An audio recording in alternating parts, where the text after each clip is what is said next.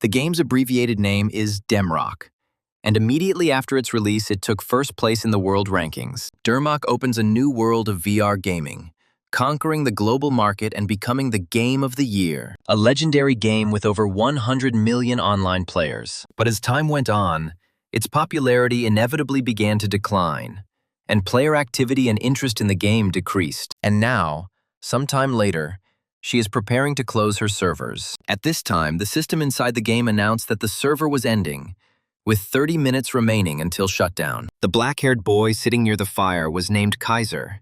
He was number 1 in the Demrock rankings. Next to him sat Taste Purple, 5th place, who said that he always wanted this game to end, but did not expect that this would actually happen. The Sword Emperor, who was in 4th place, supported him because it was really fun here. The white-haired girl said that after killing a dragon, a brick drops. She didn't understand how the game lasted so long. The Sword Emperor was angry at the girl who had ruined the whole atmosphere.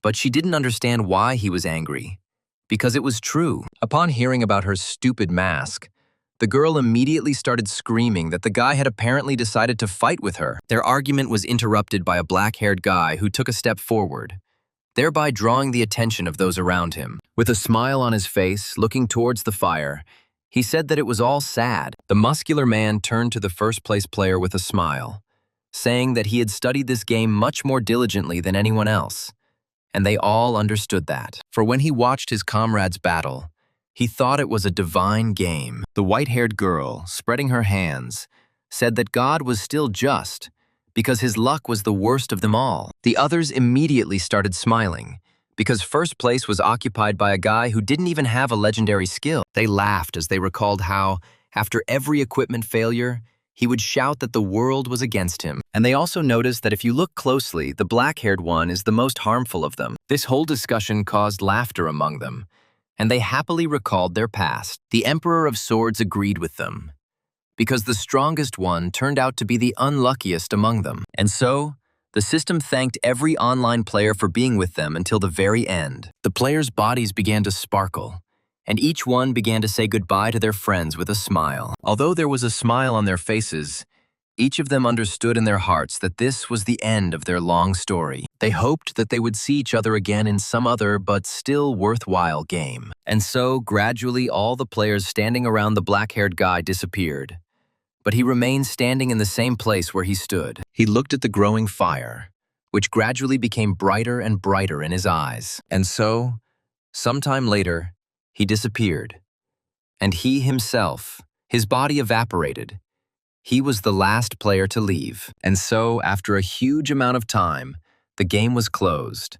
The main character removed the VR glasses from his face. 2 whole years have passed since then, and a lot has changed during this time. A green bus was speeding through the city center at quite a high speed. There were some guys sitting inside, 2 of them glued to their phones, discussing the incredible control. They were watching a video, discussing how one of the players had single-handedly taken down a demon lord. The duo knew that among the rankers, the liquidator from the Executioner's Guild was the best and strongest. They declared with admiration that the guild was cool, but they liked the Empress more, because she always acted alone. One of the guys also stated that there was probably no player who could surpass her, but the other one didn't agree with that. The second boy said that the one who was the strongest at the time was Demrock, the number 1 ranked Kaiser. However, they said with great sadness that he disappeared immediately after the servers were closed, and no one knew where he was now. It's been 2 years since Demrock closed,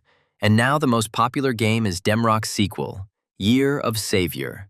Or they simply call it Godos, a world with even more players, new races and new professions that were not in the old version of the game. The game became famous for the fact that players had absolute freedom of action within it. Next to them sat a black-haired guy in a military uniform, who, with a smile on his face, thought about how they should wait, because he had returned. It was that same top 1 player, Kaiser, who was demobilized with the rank of sergeant. The guy's name was Kang Do-hyun. The boy couldn't wait to get home, because there was a gift waiting for him at home. Having run home, and as soon as he opened the doors, he immediately shouted where the capsule was. His sister joyfully greeted her brother who had returned, but he didn't listen to anyone, rushing to his room. His mother couldn't believe that he had just returned from the army and was already thinking about the capsule. Running into the room, he thought about how, when he was little, all he did was call for his mother. But suddenly, he threw away absolutely all thoughts. His eyes filled with admiration, and his face gradually began to redden. Looking ahead, he couldn't believe that this was what he had only seen on the news. It was a real VR capsule. Running up to her and starting to hug her, he couldn't believe that after a year and a half of service in the army, he was finally able to save up for her. He immediately began to feel her up with an obscene expression, trying to penetrate every curve. And so, literally a few seconds later, he opened it. The black-haired boy could not resist. Sitting in it, he said that although it was used, the upholstery was still very soft. Grabbing the helmet, he immediately began to put it on, anticipating his first entry into the new game. And as soon as he put it on, it immediately activated. The space around him began to fill with blue color. It seemed like his body was being transported somewhere. The system announced that the iris scan had been completed, began checking the ID card, and then synchronization. Just a few seconds later, the game said, "Welcome to Adventurer's Paradise." To begin with, she asked the guy to create his own character, moving him into a huge room with a mirror. Looking towards the mirror, Can wondered if this was his character. As he began to stroke his head, he thought that he looked too much like a soldier, so he immediately started going through hairstyles. But he quickly got bored with it, so he decided to choose at random. And so, after completing the creation of the appearance, the system asked to come up with a nickname, where the black-haired man immediately thought about it. However, these thoughts were quickly thrown back, and with a smile, he said that his name was Kaiser.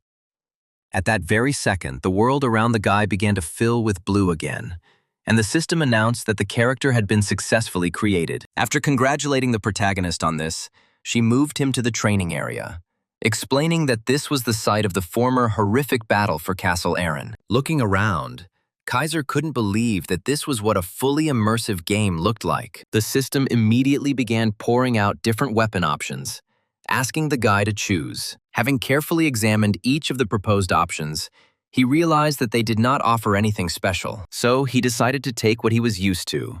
And with these thoughts, he pulled his hand forward. And then, with a terrifyingly satisfied smile, he pulled a sharp, shiny sword out of the system window. He remembered how he used the sword in Demrock. While he was examining his blade, he heard a voice that caught his attention. Looking back, he saw a man running straight towards him at quite a high speed. It was Charlie, the captain of the Knights, a fair-haired man shouting at the protagonist to ask him what he was doing there. But without waiting for an answer, he grabbed his hand, shouting for him to run after him immediately. Charlie shouted as he explained that other mercenaries had already joined the fight, at which point the system notified Kaiser that he had joined a group with Charlie. Our heroes ran quite fast, without stopping at all. Everything around was on fire. Loud sounds could be heard. Running into one of the buildings, horror appeared on Charlie's face while our protagonist tried to understand what was going on. Looking out from behind the Knight Captain, he saw rivers of blood, as well as a huge number of dead bodies. The yellow-haired knight said that they had finally dealt with these creatures, because according to rumors, they had made a contract with the monster. Turning to the Kaiser, he declared that if they did not hurry and stop them, then the very one would come to this world and destroy it. Starting to open the doors, he ordered the black-haired man to hurry, because they would get there much faster through this entrance. The protagonist silently followed the instructions, trying to gather as much information as possible. So he silently followed the orders. But as soon as they entered inside, a huge number of arrows immediately flew towards them, which began to land right at the feet of our heroes. Charlie was quite surprised by this turn of events. Suddenly, a rather nasty sound was heard.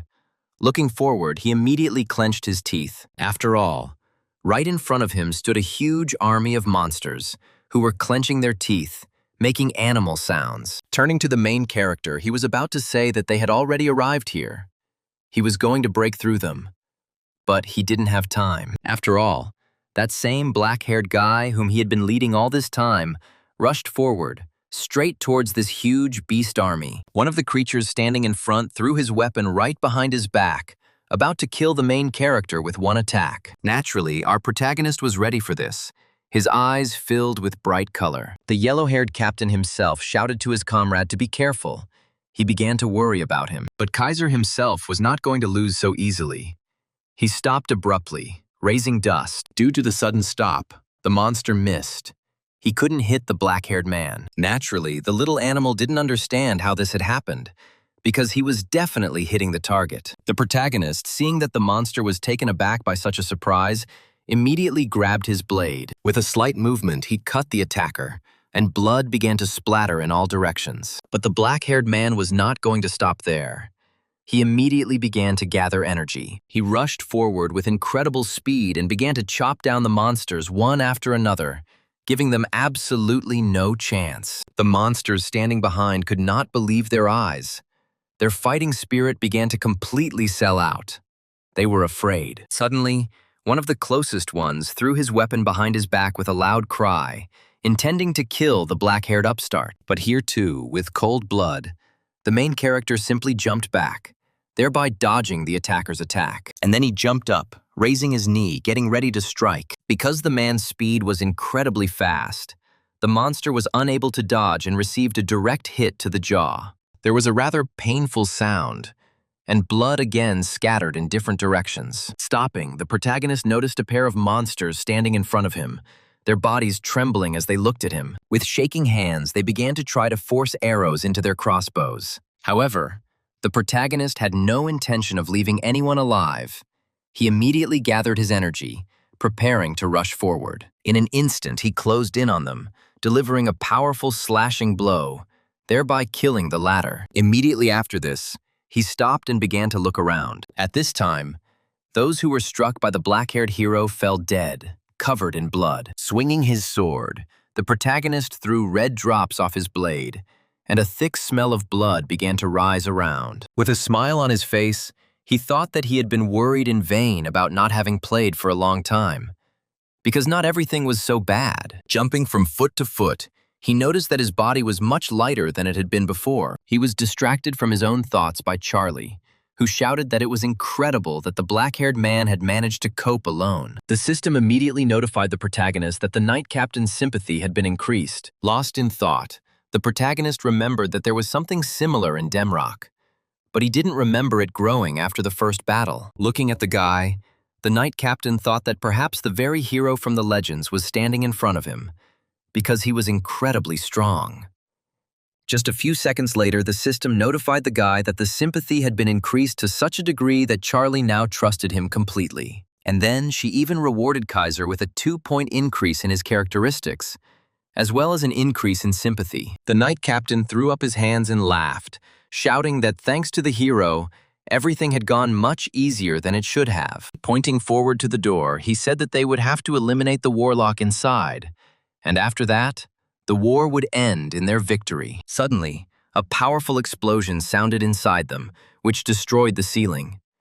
Charlie could not believe that the summoning had already begun. A dark energy ran through the entire area, destroying everything that was directly in front of it under its pressure. Suddenly, red eyes appeared from a huge hole, and disgusting animal sounds were heard throughout the area. Turning to Kaiser, the yellow-haired knight shouted that he would take care of these, asking the boy to stop the summoner. Drawing his sword, he released his energy, telling the protagonist that he relied on his strength. Turning to the guy, he released an incredible amount of energy, saying that he hoped that luck would be on his side. And then, with a loud cry, still releasing energy, he rushed forward straight towards the opened rift. The main character himself stood with his mouth open at this time, not understanding whether he really needed to go in. He didn't understand how this had happened, because in the video guides, Charlie was always the first to enter. However, he had also heard that the plot changed depending on the player's actions, but he didn't understand how it was possible to do so much. Approaching the door, the same dark energy that caused the floor to crack passed right under the protagonist's feet. But the black-haired Kaiser himself did not pay attention to this, only proudly raising his head, looking at the huge wooden door. The system immediately explained that only one person could enter, and in the event of death, the seal would be destroyed and all negative effects would be removed from the boss. Upon hearing these notifications, the protagonist immediately realized that this was a hidden element. A hidden element is a mechanic intentionally hidden in the game that is activated under certain conditions and can result in a special reward. The system asked the guy if he really wanted to enter, but Kaiser wasn't about to throw away such a chance, as there was no reason to miss out on such a rarity. So he proudly gave a positive answer. The door immediately began to open, and Kaiser's face became serious. But as soon as he entered, he heard screams that someone had to listen.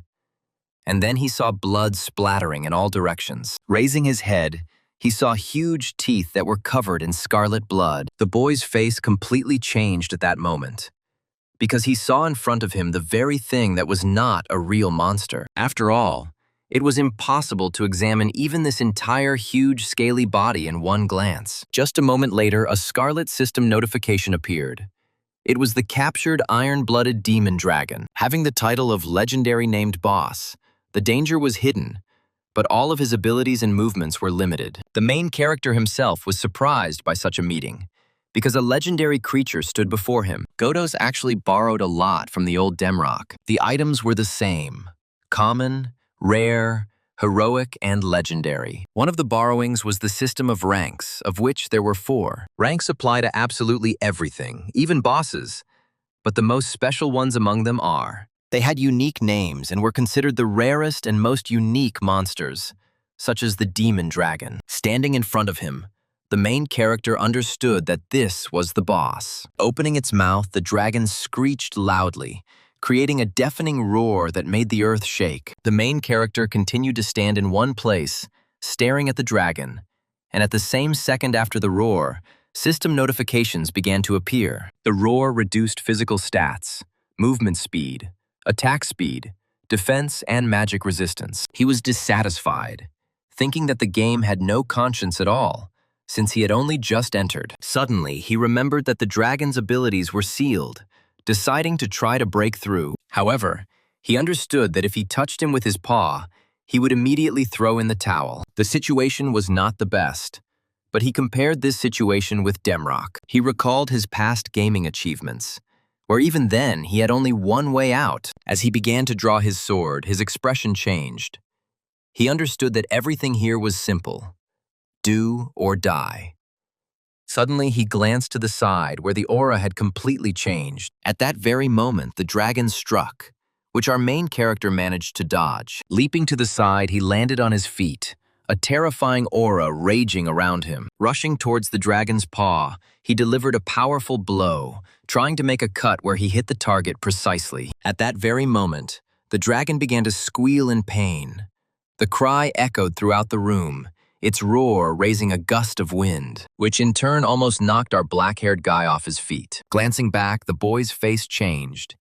He even looked scared for a second. He immediately jumped to the side, and a moment later, a powerful blow struck the place where the boy was standing. Due to the gust of wind that arose, our boy was thrown back several meters. His gaze was cold-blooded. He continued to peer towards the dragon, studying every part of his body. Looking towards the monster, he couldn't shake the thought that he had only dealt 120 damage in 2 attacks. As he exhaled, he thought that the community hadn't lied. The complexity had truly been prohibitive. Having collected his thoughts, the protagonist rushed into the attack, starting to deliver attack after attack to the monster. He had no intention of stopping, knowing that he only needed to keep attacking without ceasing in order to defeat him. Blood flew in all directions as the protagonist continued to launch attack after attack. The dragon demon itself was not going to simply accept attacks. It also attacked, forcing the protagonist to retreat and defend himself. At some point, the black-haired hero managed to pierce the dragon's huge paw with his blade. The black-skinned man's roar grew even louder. The walls around him shook, and the stones began to rise up. And at that very moment, after a roar, the demon dragon simply fell to the ground covered in wounds. The system notified the guy that he was the first in history to kill the legendary named boss in the training, and the achievement was recorded in the adventure book. The main character himself could barely stand on his feet. His entire body was covered in bruises, and he could only think that the creature had turned out to be very tenacious. Once he caught his breath, he pulled his sword out of his paw, thinking about what if he was the first. So those monsters couldn't defeat him either.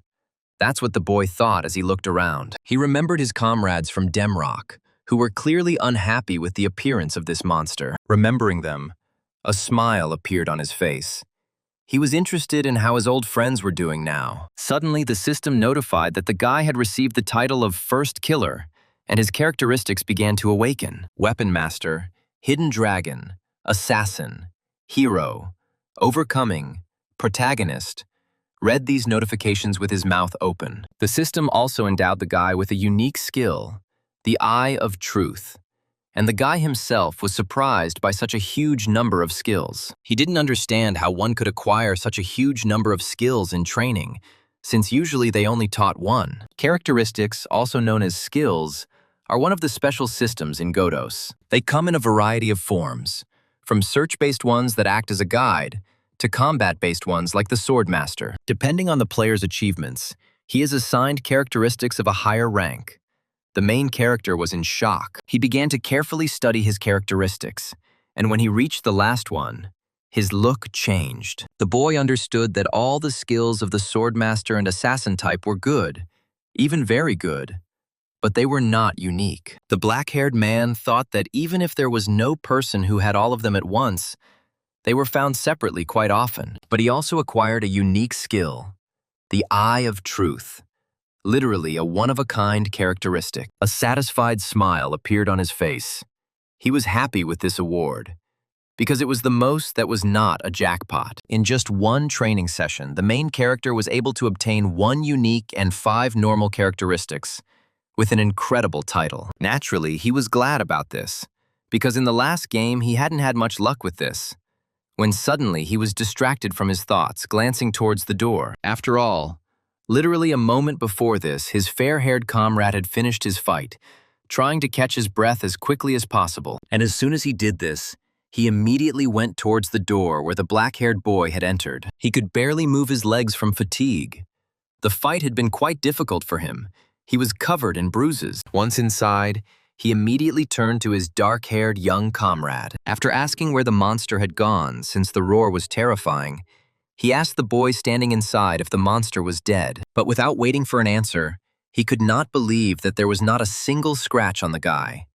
With a trembling voice, he asked who he was. The protagonist didn't know what to answer, but the knight himself said that all these questions were not important, because it didn't matter who he was or where he was from. Pressing his hand to his chest, the knight declared that true heroes always appear to the world in troubled times, and his appearance in this world engulfed in chaos will become a ray of light that will bring great changes. And immediately after these words, Charlie's face lit up. He declared that he did not doubt his words one bit, and then he fell to the ground, getting up on one knee and loudly saying that he asked the guy for only one thing, so that he, a humble knight, would become his faithful blade in future adventures.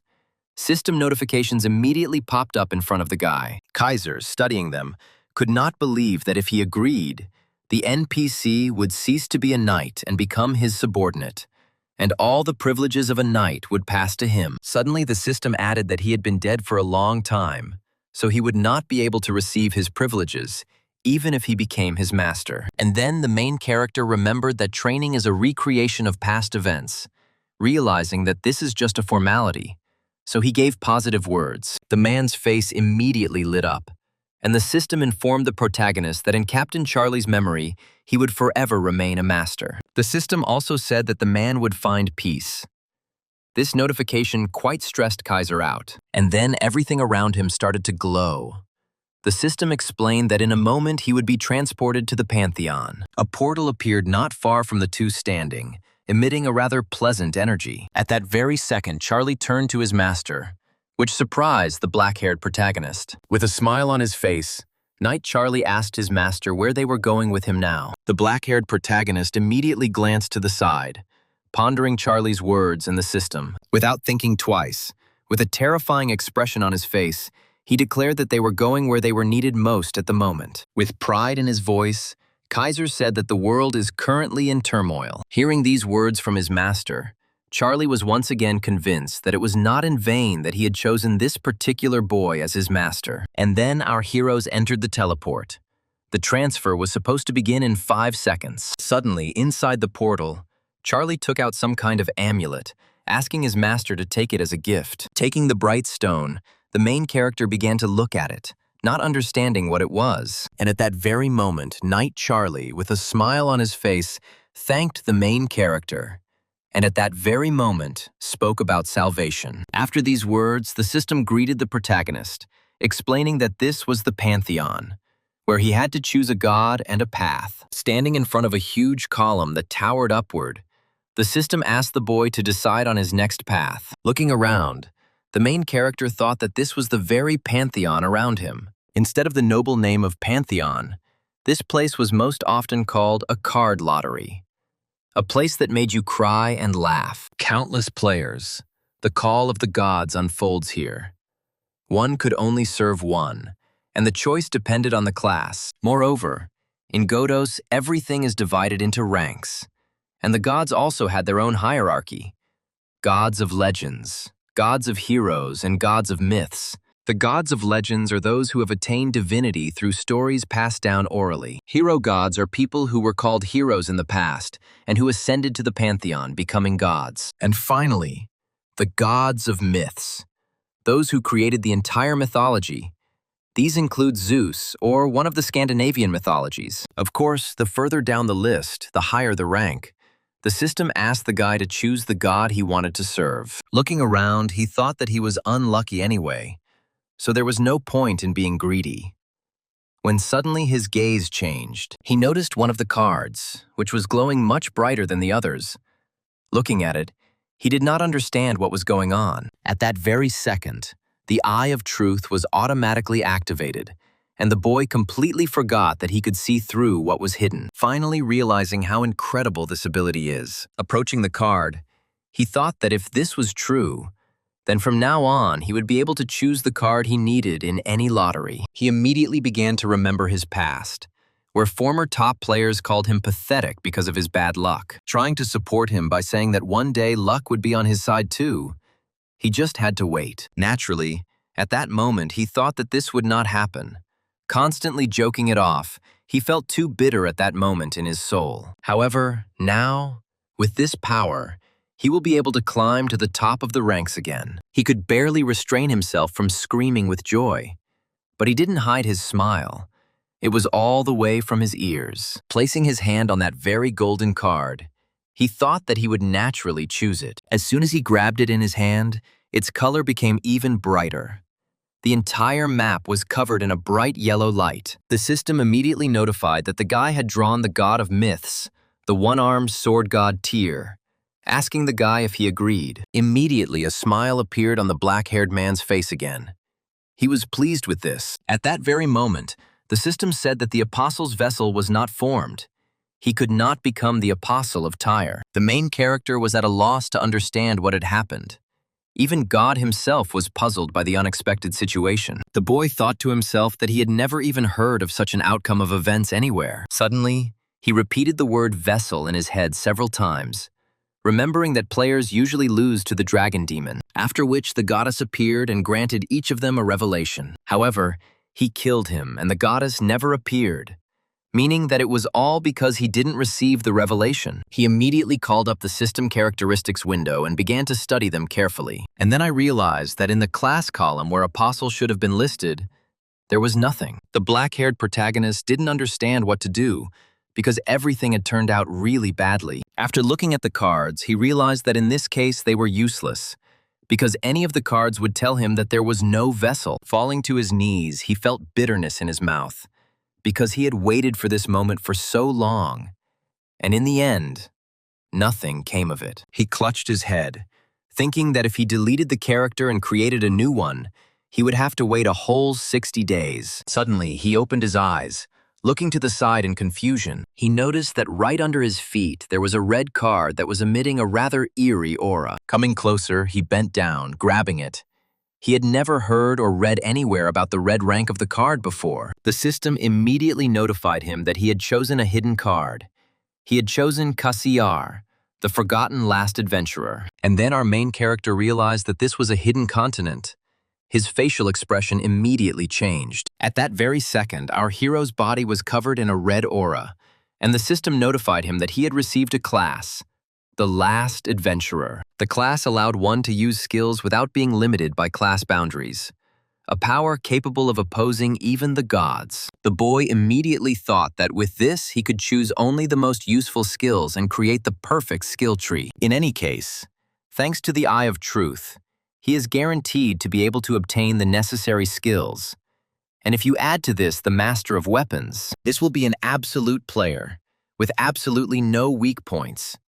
This is exactly what the main character was thinking right now with a terrifying face. The system spoke.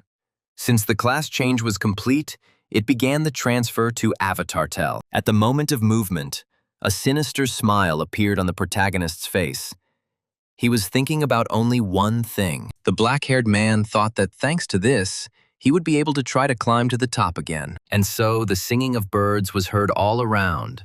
The weather was clear, and the rays of the sun covered the entire area. The main character moved to Avatar Tell, Arda, the city of the beginning, as the players called it. The players discussed the calls among themselves, supporting each other. Some of them could barely hold back tears, while others explained that there were many things to do in the city besides the fighting. Among this huge crowd stood two men in suits.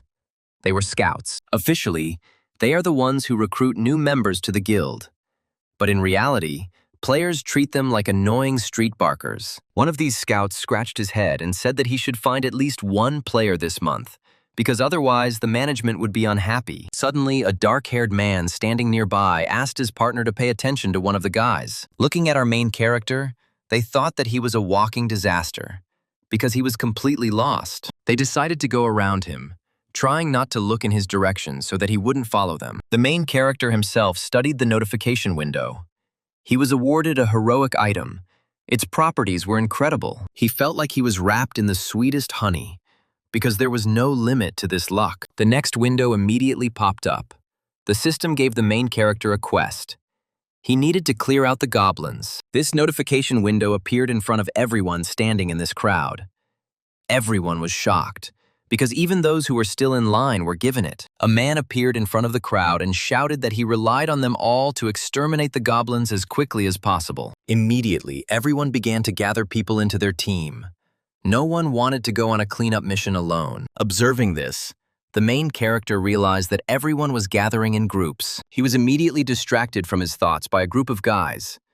One of them explained that they were going to level up to level 12, offering our hero to go with them, at the same time receiving a group bonus. Deep in thought, Kaiser began to consider their proposal, coming to the conclusion that these guys were right. After all, hunting is much easier in a group. And if you take into account the bonus experience, then team play was simply necessary. So he immediately answered the guys that he was in, and a group window immediately appeared in front of him. The leader considered the main character to be a Kaiser fan. The girl in the group didn't understand who he was talking about, so the archer explained to her that it was the player who held first place in Demrock. The protagonist himself did not participate in these discussions, deciding to abstain and not reveal his identity. Suddenly, after discussing the former top player for a bit, the group shouted in one voice that it was time to go. After watching the group's actions, Kaiser repeated them, raising his hands up. And so, for some time, our heroes were already in battle. The best shield was adjusting his skills, which stunned the goblins for a second. Immediately after this attack, he commanded the group to go on the offensive. The mage and archer immediately used their powers, sending attacks from a distance towards the monsters. And so, as soon as the joint attack of the two reached its target, one of the goblins was defeated. As soon as the green one fell, the rest of his relatives naturally became angry. They were not happy with such a picture. Therefore, they immediately rushed into the attack, intending to avenge their brother. A pair of green-skinned men pounced on the tank, forcing it to go on the defensive. The comrades standing behind became afraid for their commander and cried out in alarm in one voice. The leader of the group himself ordered an immediate attack to kill the attacker. However, they asked him to wait a little, since he had a cooldown on using attacks. And so, the third one, standing behind, jumped high into the sky, preparing to deliver a clear blow to the shield's back. Seeing the attack from the air, he understood that if he let go of the shield, he would have to fight 3 at once. He would not be able to cope with them. For a moment, he saw a satisfied grin on the goblin's face, because literally a moment later, he would be able to cut up the little man. But it was not to be, because the trio completely forgot that there was another person in the human group, who, having thrown himself into the sky, was able to cut down one of the attackers with maximum ease. The leader was the first to notice, surprised by such speed and such force of attack. Following this, the remaining two also noticed it. They could barely make it out, but they couldn't believe their eyes. They found it hard to believe that the newcomer could move like that. The main character himself was not going to stop there, because he still had two goals ahead of him. He rushed into place in an instant, rushing towards the green monsters, and he also caught up with them in an instant, not giving them a chance to defend themselves. With a light movement of his sword, he cut them down, and the system notified them of the murder. The duo standing behind could not be more pleased with the outcome of the situation. At that very moment, amid the joyful cries of his comrades, the Kaiser hid his blade. The leader ran up and happily told the black-haired man that it was a great job, telling the guy that he was too good at fighting. With a happy face, he was about to say that if everything continued like this, they would easily cope. But he didn't have time. He immediately shouted to his black-haired comrade to look back, and immediately the faces of our heroes changed. After all, a huge crowd of goblins emerged from the forest, making disgusting sounds. Their faces were terrible. They giggled among themselves, realizing that the crowd would be able to crush the newcomers. The commander turned around and was about to give the order to retreat. But he didn't have time, because the black-haired man rushed into battle. Ignoring the cries of his comrades, Kaiser ran straight towards the crowd of monsters, intending to engage them in battle. The goblins, seeing just one person approaching them, could not contain their laughter. At the very last moment, the protagonist jumped up, throwing his blade behind his back. He released a terrifying aura, intending to kill every single one of those standing in this crowd. There was silence, and it seemed that the area was so quiet that the rustling of leaves could be heard. But just a moment later, there was a loud explosion, and a thick column of dust rose into the sky. The main character recalled the past, where his friend said that he was a bully. The main character himself did not understand what his muscular comrade meant. The jock explained that he was low on health. And then suddenly, someone like a boss appeared and Kaiser immediately rushed at him. He thought that this was the very thing that was not recklessness. But the top one player himself did not understand, because he was the one who finished him off in the end. But the muscular comrade insisted on his own, because it was dangerous. And then, looking at this crowd, the main character asked himself if this was really recklessness. However, he reduced it to the fact that he was simply defending himself. He had no need to fight, exposing himself to unnecessary risk. And at that very moment, with these thoughts, he rushed into battle. When his comrades called him, the black-haired boy didn't think about it at all. All he thought about was that he never fought recklessly. The Kaiser always thought through his actions several moves ahead, assessing the chances of victory. And at that very moment, he was extremely confident of his victory. And that very calm before the explosion seemed so to everyone, because screams could be heard. However, the explosion was so loud that it seemed as if there had been deathly silence before. Blow after blow, the protagonist cut down one goblin after another. Kaiser glanced back and noticed that there was one last poison goblin behind him. He immediately leaned on his other leg, preparing to rush towards him. With incredible speed, he began to approach the goblins. Based on experience from previous battles, he understood that in a fight against a crowd, it was better to eliminate the shooters first. So he targeted them first, cutting them down one by one. Blood sprayed in all directions, and a thick smell of blood gradually began to rise into the air. The overcoming characteristic was activated. The protagonist's eyes turned yellow. He noticed the approaching attack, so he was able to repel it without any heaviness. Naturally, the goblin sniper did not expect this. His face showed surprise, but it didn't last long, because just a second later, the black-haired boy cut it down. Due to the incredible speed, the boy couldn't even stop right away, sliding for several meters. Another monster pounced on the boy who was looking around, intending to take advantage of the man's respite. However, even here the attack did not reach its target. With a slight movement of his hand, the black-haired man was able to repel the attack. And then, raising his sword, he began to gather strength to deliver another powerful blow. The goblin could do nothing against the man, so he lost his life. At that very moment, the system notified that all restrictions had been lifted. The guy had received a skill, a blow to a vulnerable spot. The Kaiser was delighted by this, grabbing the goblin's flying weapon. With incredible force, he thrust the goblin's own weapon into one of the goblins. This time, two skills were used at once: vulnerable spot and critical strike, so the goblin died immediately. And so, Kaiser knocked a wooden bat out of the hands of one of the goblins, and the system immediately notified him that he had acquired the swing skill. She flew high into the sky, leaving the goblin completely unarmed. Having approached the attacker, the black-haired man knocked over his weapon. Seeing this incredible power and speed up close, the green-skinned man was stunned, and fear appeared on his face. However, it was already too late, because a moment later a dagger was thrust straight into his jaw. And after that, the main character let him go, catching the flying bat. With a light swing, he was able to smash the goblin's head, blood splattering in all directions. The system immediately began to issue notifications, increasing the skills of our protagonist, who, in turn, thought that this was actually very good. After all, he thought that he could just learn skills without restrictions. But he didn't know that he could use them right away on the spot. His face immediately turned red with admiration, because this was much cooler than he could have even imagined. Our hero's comrades watched this entire massacre, unable to say a word. The leader did not understand how this was even possible. These thoughts did not leave him at all. Even an experienced group would have to work hard to overcome such a crowd of goblins. But he couldn't get his head around the fact that this boy could cope all by himself. Looking at the black-haired boy, he saw his nickname, which towered right above his head, and also felt a terrifying aura. At some point, Best Shield even began to think that this was the same Kaiser from the time of Demrock. However, he almost immediately dismissed these thoughts, considering them to be pure nonsense, since that same genius ranker had disappeared without a trace 2 years ago, and he couldn't have been in his group. Looking at the black-haired guy, he only wondered who he was. At this time, the main character himself could not enjoy his own power, because it was much better than in the previous game. Seeing this reaction, Best Shield thought the boy had completely lost his mind. Suddenly, the weapon in the boy's hands began to shine, and he immediately let it go, and it gradually disappeared completely.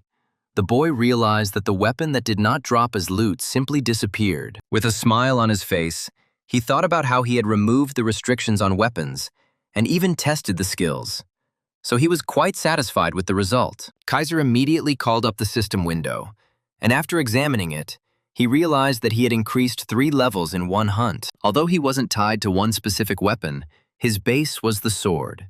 And after increasing his strength and dexterity, he decided to invest the remaining points into perception. And the rest of the title should be covered, and also don't forget about Charlie's necklace. Suddenly, his comrades ran up to him, shouting about how incredible their comrade was. They couldn't believe that such a strong player decided to join their group. The captain jokingly asked if he was that same Kaiser, but the archers said that that Kaiser had retired long ago. But the leader didn't quite believe it, because watching their Kaisers battle, these thoughts didn't leave him. The boys continued to praise the black-haired boy as he stood silently and awkwardly scratched his head, with a smile on his face, thinking that he is the real Kaiser. Suddenly, the archer asked the guy if he had really pulled out the mythical god, since he had insane damage.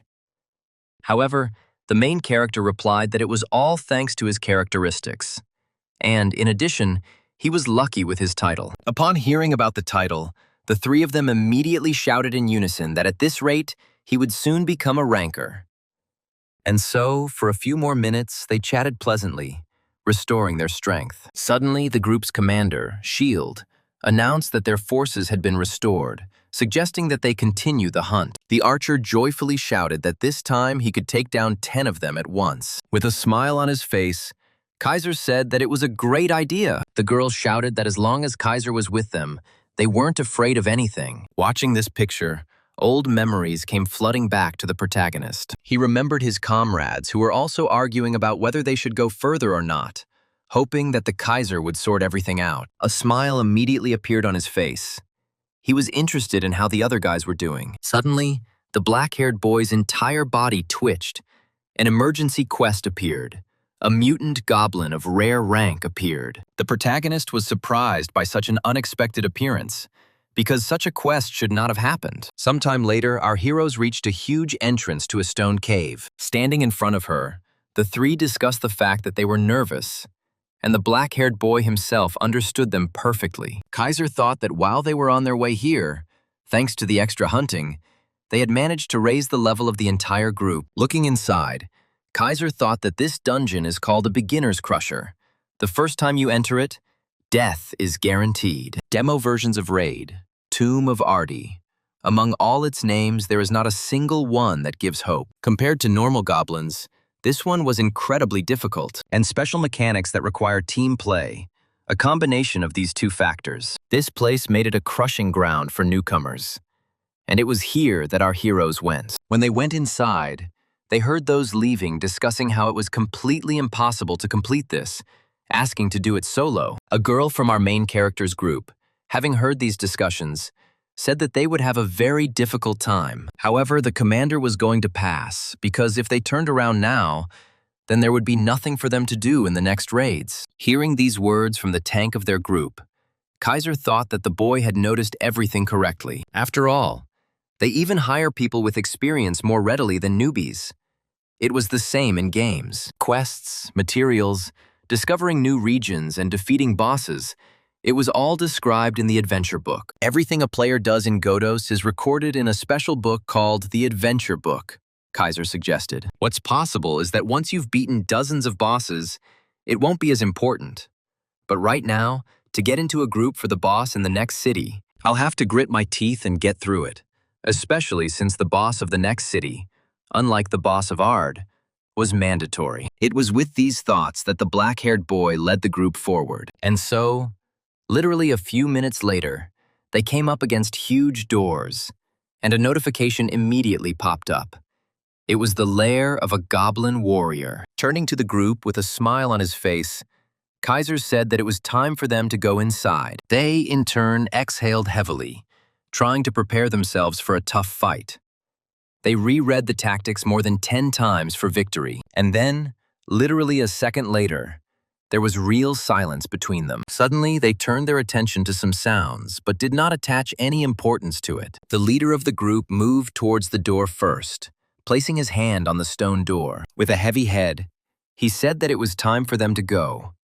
And at that very moment, his hand began to glow. Immediately, a notification window popped up in front of the other group members, informing them that their group leader was about to enter the boss's lair. The system asked whether the other participants would agree to enter with him, to which he received an immediate positive response. At that very moment, after everyone had agreed, the door began to open, releasing the terrifying aura that had been hiding inside. Clenching his fists, Kaiser thought about how he hadn't warmed up for a long time. There was a smile on his face, and then, literally a few moments later, the door was completely open. The group immediately rushed forward, but their steps were slow. From this moment, they were on guard. But as soon as they took a few steps from the door, torches began to light, and in the distance of the room, a creature appeared holding a sword. It was the same mutant goblin warrior with 20,000 health points. Naturally, the boss immediately noticed the people who had entered, and a terrifying smile appeared on his face. Without waiting for the first attack, he roared loudly, his roar echoing throughout the room. The pointed boulders hanging from above seemed about to fall straight down. The group was immediately scared because it was the first time they met an elite boss. Some of them couldn't even believe that it was just a game.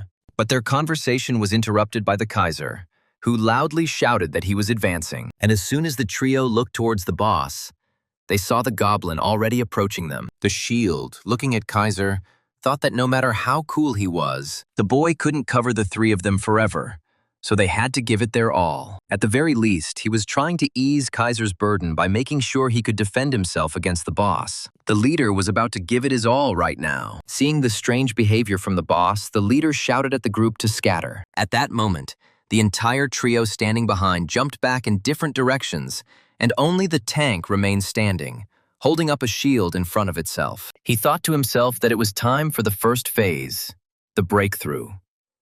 By ducking, he was able to dodge the monster's powerful attack, causing it to slam into the wall behind him. The mutant goblin was stunned for 2 seconds after hitting the wall head-on. The commander, realizing this, immediately gave the order to his group to attack, and they immediately followed the order of their commander. The attacks hit their target, striking the monster's body, and a powerful explosion was heard, raising a column of dust behind it. However, as soon as she fell asleep, the face of the monster appeared, carefully examining each person standing in front of her. The leader's gaze locked with the monster's, causing the group's tank to become covered in goosebumps. However, due to his being taken aback, he missed the attack from the Goblin Titan. But still, at the very last moment, he was able to take cover behind his shield. Using the defense skill, he increased his defensive stats, trying to hold back the boss's onslaught. Turning to his allies, he immediately shouted for them to stop attacking him. At that very moment, our main character joined the fight, delivering several blows to the boss with incredible speed. Because of the pain, the goblin began to scream in pain. At that very second, the next attacks were rushing towards him. Another explosion rang out, raising a thick column of dust which left the boss stunned. Watching this, Shield was happy, because everything was going according to his plan. And if everything continued like this, they would be able to pass the first phase. The archer immediately shouted to the commander that the phase change was about to happen. But the Shield did not understand these words, thinking about the fact that the phase change occurs when health drops to 10,000. Suddenly, he noticed that the boss's behavior had changed again.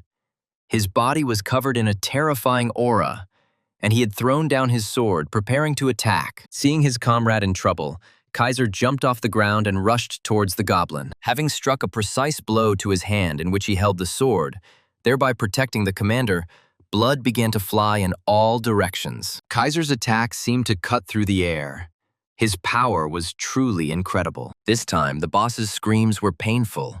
He felt pain. The leader himself looked at the bleeding boss with a surprised look, and then he turned his gaze to his black-haired comrade, who cold-bloodedly defended him. The main character himself was smiling at this time, because this time the phase was completed. The girl asked the black-haired guy if he could tell her the secret of his success, since his group was the first to defeat the boss, to which the dark-haired boy, sitting opposite the fair-haired girl, replied that it was all because everyone was good at their own thing. But the girl continued, saying that the usual standard composition of a group is a tank, damage dealer, healer, and support.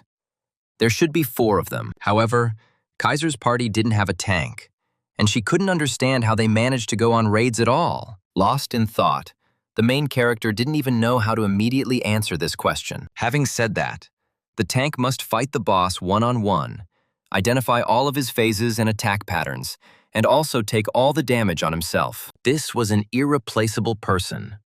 So this person was himself.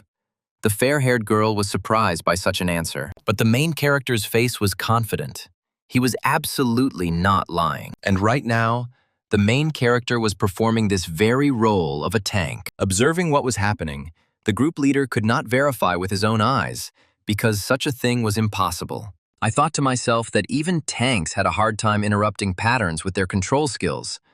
But Kaiser did it easily. Without using any crowd control effects, he couldn't believe it was a damage dealer doing this. While he stood there immersed in his own thoughts, the protagonist continued to fight the boss. During the fight, a smile was visible on his face. He enjoyed participating in fights. And then one of the attacks reached the monster, and blood again flew in different directions. The archer and the female mage were discussing the fact that their comrade was hitting precisely the pain points. They had never seen this before. In turn, the leader did not take his surprised gaze off the boss's hit points. At some point, he noticed that the boss's health had dropped by up to 20%. Realizing that the second phase was about to begin, he immediately shouted to his comrades to prepare for the next phase. They immediately began to carry out their commander's orders, preparing for battle. The system immediately notified that the boss's health had dropped to 20%, adding that the goblin had activated a characteristic. The monster's entire body began to be covered in a scarlet aura, gradually gaining muscle. He grew in size, and the Goblin Warrior characteristic was activated. All of the Goblin Warrior's stats have been increased, and the Mutant stat has been activated. The Mutant characteristic, unlike the usual characteristics, granted each boss unique abilities. Among them, the characteristic received by the Warrior of the Goblin Mutants was a rule, popularly known as a counting rhyme. The system explained that when physical damage was dealt 4 or more times in a row, the entire party would receive a debuff. And when magical damage is dealt 3 or more times in a row, all damage is returned to the attackers. Each member of the group felt a terrifying aura that spread throughout the room. The system also added that due to the warrior stats frenzy effect, players' attack and movement speeds are reduced by 4%. Kaiser's group members were at a loss as to how to deal with the boss while they were under the effects of debuffs, while the main character himself was immune. Seeing this message, a smile appeared on his face.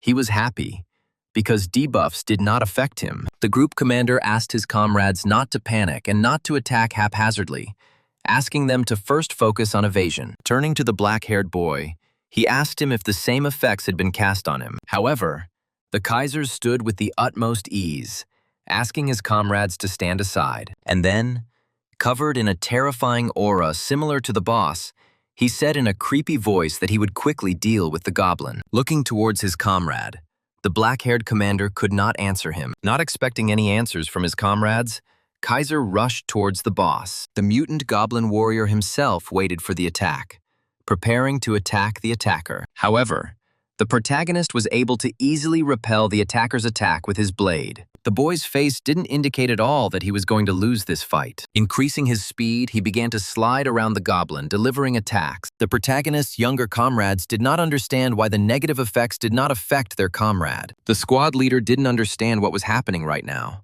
not realizing that he wasn't an apostle of a forgotten god. In addition, looking at our boy, he thought that right now he only looked like one guy. Watching the main character fight, Best Shield thought that the black-haired man looked like a warrior god. The main character himself was enjoying the battle at this time. While defending himself, he blocked every attack of the monster, immediately turning his defense into an attack, delivering precise blows to the monster. While the boss was dealing one attack, the protagonist would deal several counterattacks at once. And so, the name Kaiser got stuck in the head of the detachment commander. This name did not leave his head. At that very second, the boss screamed with anger and pain. The goblin could not believe that he was losing to one person. But Kaiser had no intention of turning the fight into a team effort, intending to deal with the boss alone. Time after time he attacked, blood flying in all directions. At some point, it seemed that it covered the entire area. A thick smell of blood began to hang in the air. The black-haired boy's face looked calm, without any emotions. The aura around the guy gradually became more and more terrifying. At the same time, the system notified the protagonist about level increases and increased swordsmanship, and also that thanks to the 7th level of sword mastery, sword damage is increased by 7%. And so, having increased his speed to the maximum, he approached the monster, and in the next moment he found himself completely behind it. The system notified that, thanks to the Fury effect, the boss is dealt 10% additional damage. And at that very moment, the boy delivered a powerful, precise blow to the mutant goblin warrior. The roar rang out for the last time, and the monster's entire body was cut open. Gradually, the roar died down, and the boss himself fell to the ground, still continuing to bleed. The system notified that the boss had been defeated, meaning the dungeon had been cleared. The protagonist's comrades could not believe their eyes, because a real miracle had just happened before their eyes. The leader spoke in a trembling voice so that they would listen to him about the Kaiser. He suggested in a surprised voice that this was the very same real Kaiser from Demrock. In turn, his comrades could not believe this and asked about it again in surprise. However, they did not wait for an answer to this question, looking with their mouths open in surprise towards the black-haired boy. At that very moment, the main character himself was standing on the back of the defeated boss, looking towards his comrades. The system notified that the Best Shield group took first place in clearing the boss. Kaiser himself took first place in completing this quest, and according to the level of merit, they were entitled to a reward. The main character received red leather armor, shoulder pads, a two-handed sword, and the Prince Throne of speedrunning. Also, all of the main character's characteristics were increased by 5 points. Listening to all these awards, the more of them there were, the bigger and bigger the smile on the black-haired boy's face became. Releasing a terrifying aura and with an equally terrifying face,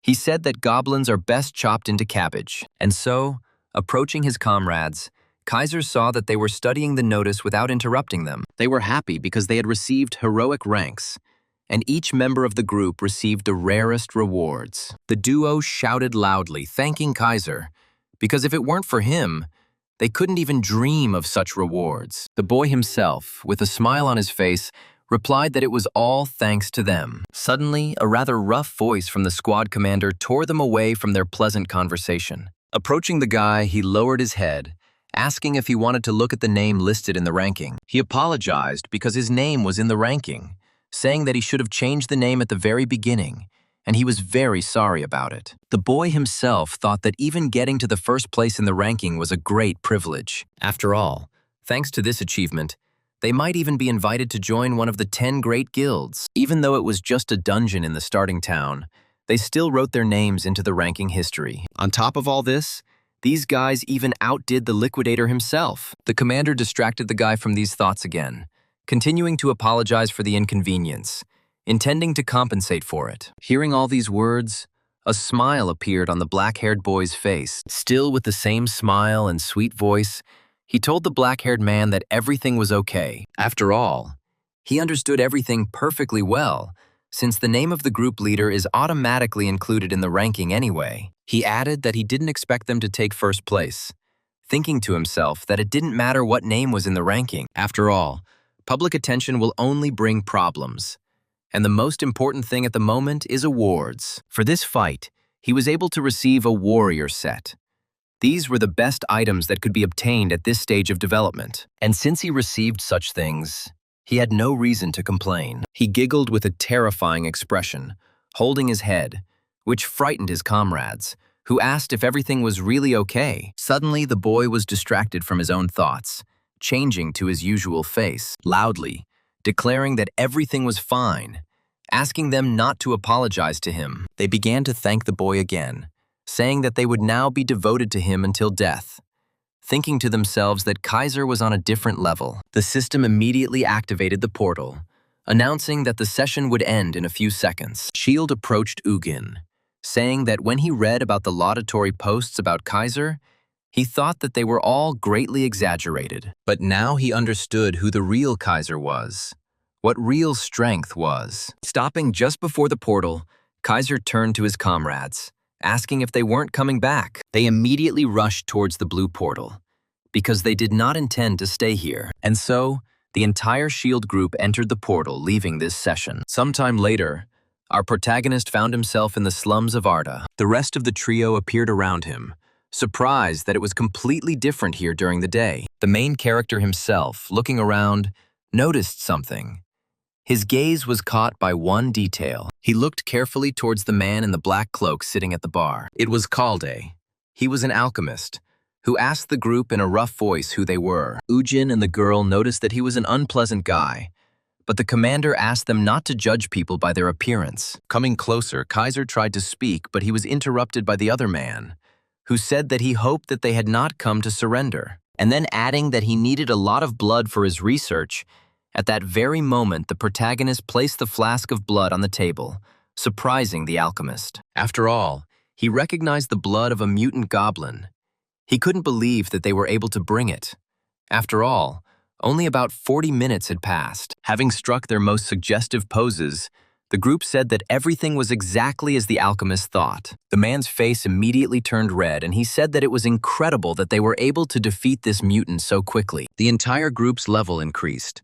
They passed the 0 test, which did not record ratings, and now the heroes could go to the main continent. Everyone was happy because now they could go to the main continent. At that very moment, the protagonist received a special reward, deciding that he would deal with it a little later. Now he was interested in something else, because this is what he was waiting for most of all after the Pantheon.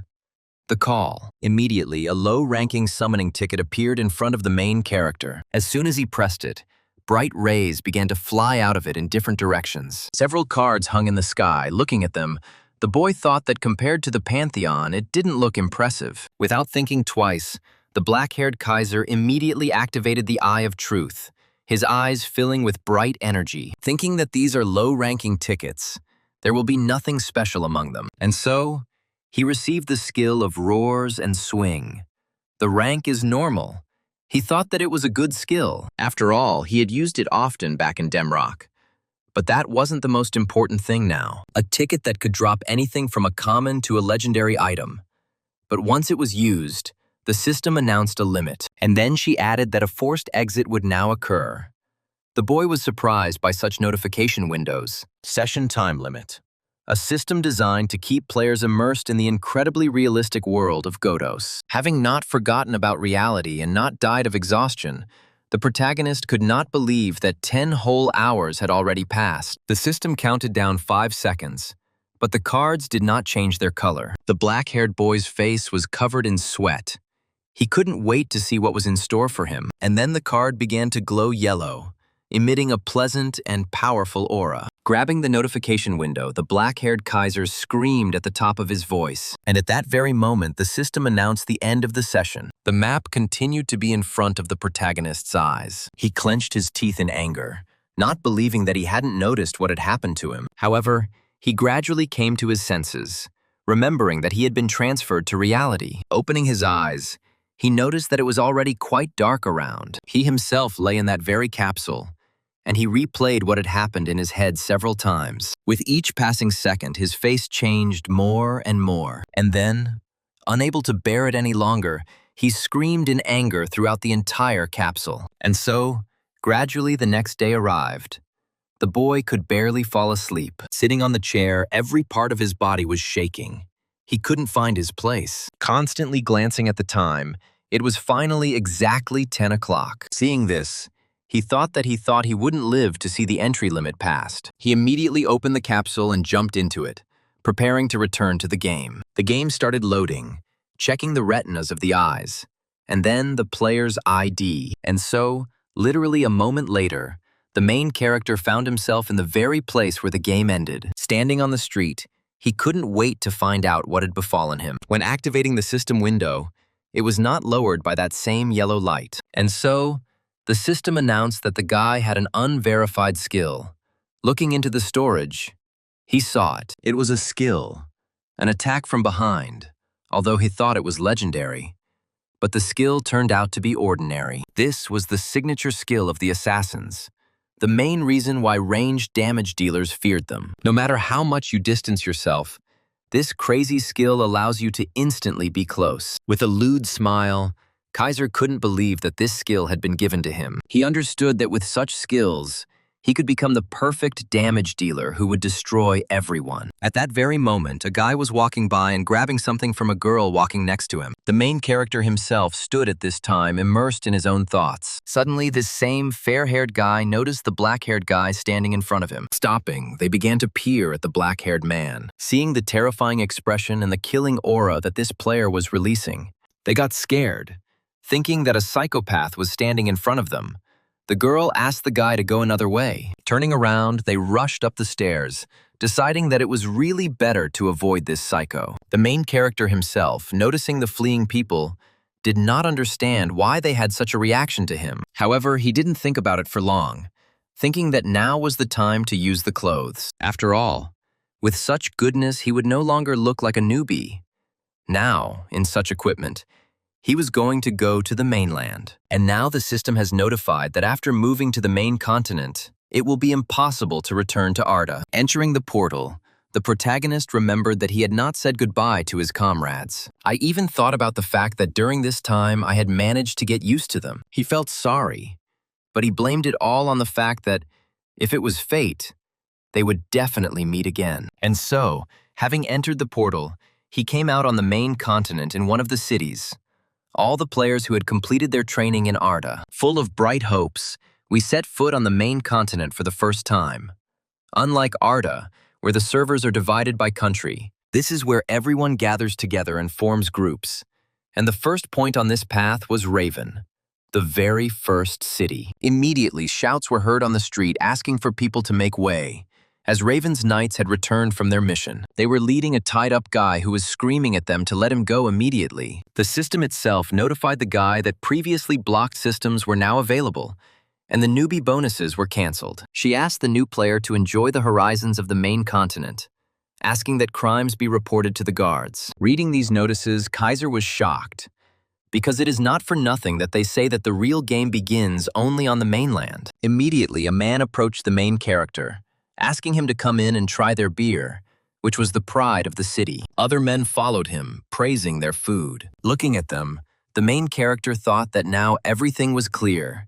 He understood why people give up hunting and just walk around the city. After slapping himself in the face several times, he asked himself to pull himself together, because the fun could wait. Stretching his limbs, the black-haired boy was about to go hunting. And so, sometime later, he was already swinging his blade with all his might. The main character went to the Raven Plains to kill monsters to level up. The effect of the warrior set was that damage against goblins was increased by 7%, and all stats were increased by 2 points. The main character thought to himself that there was no better gear against goblins.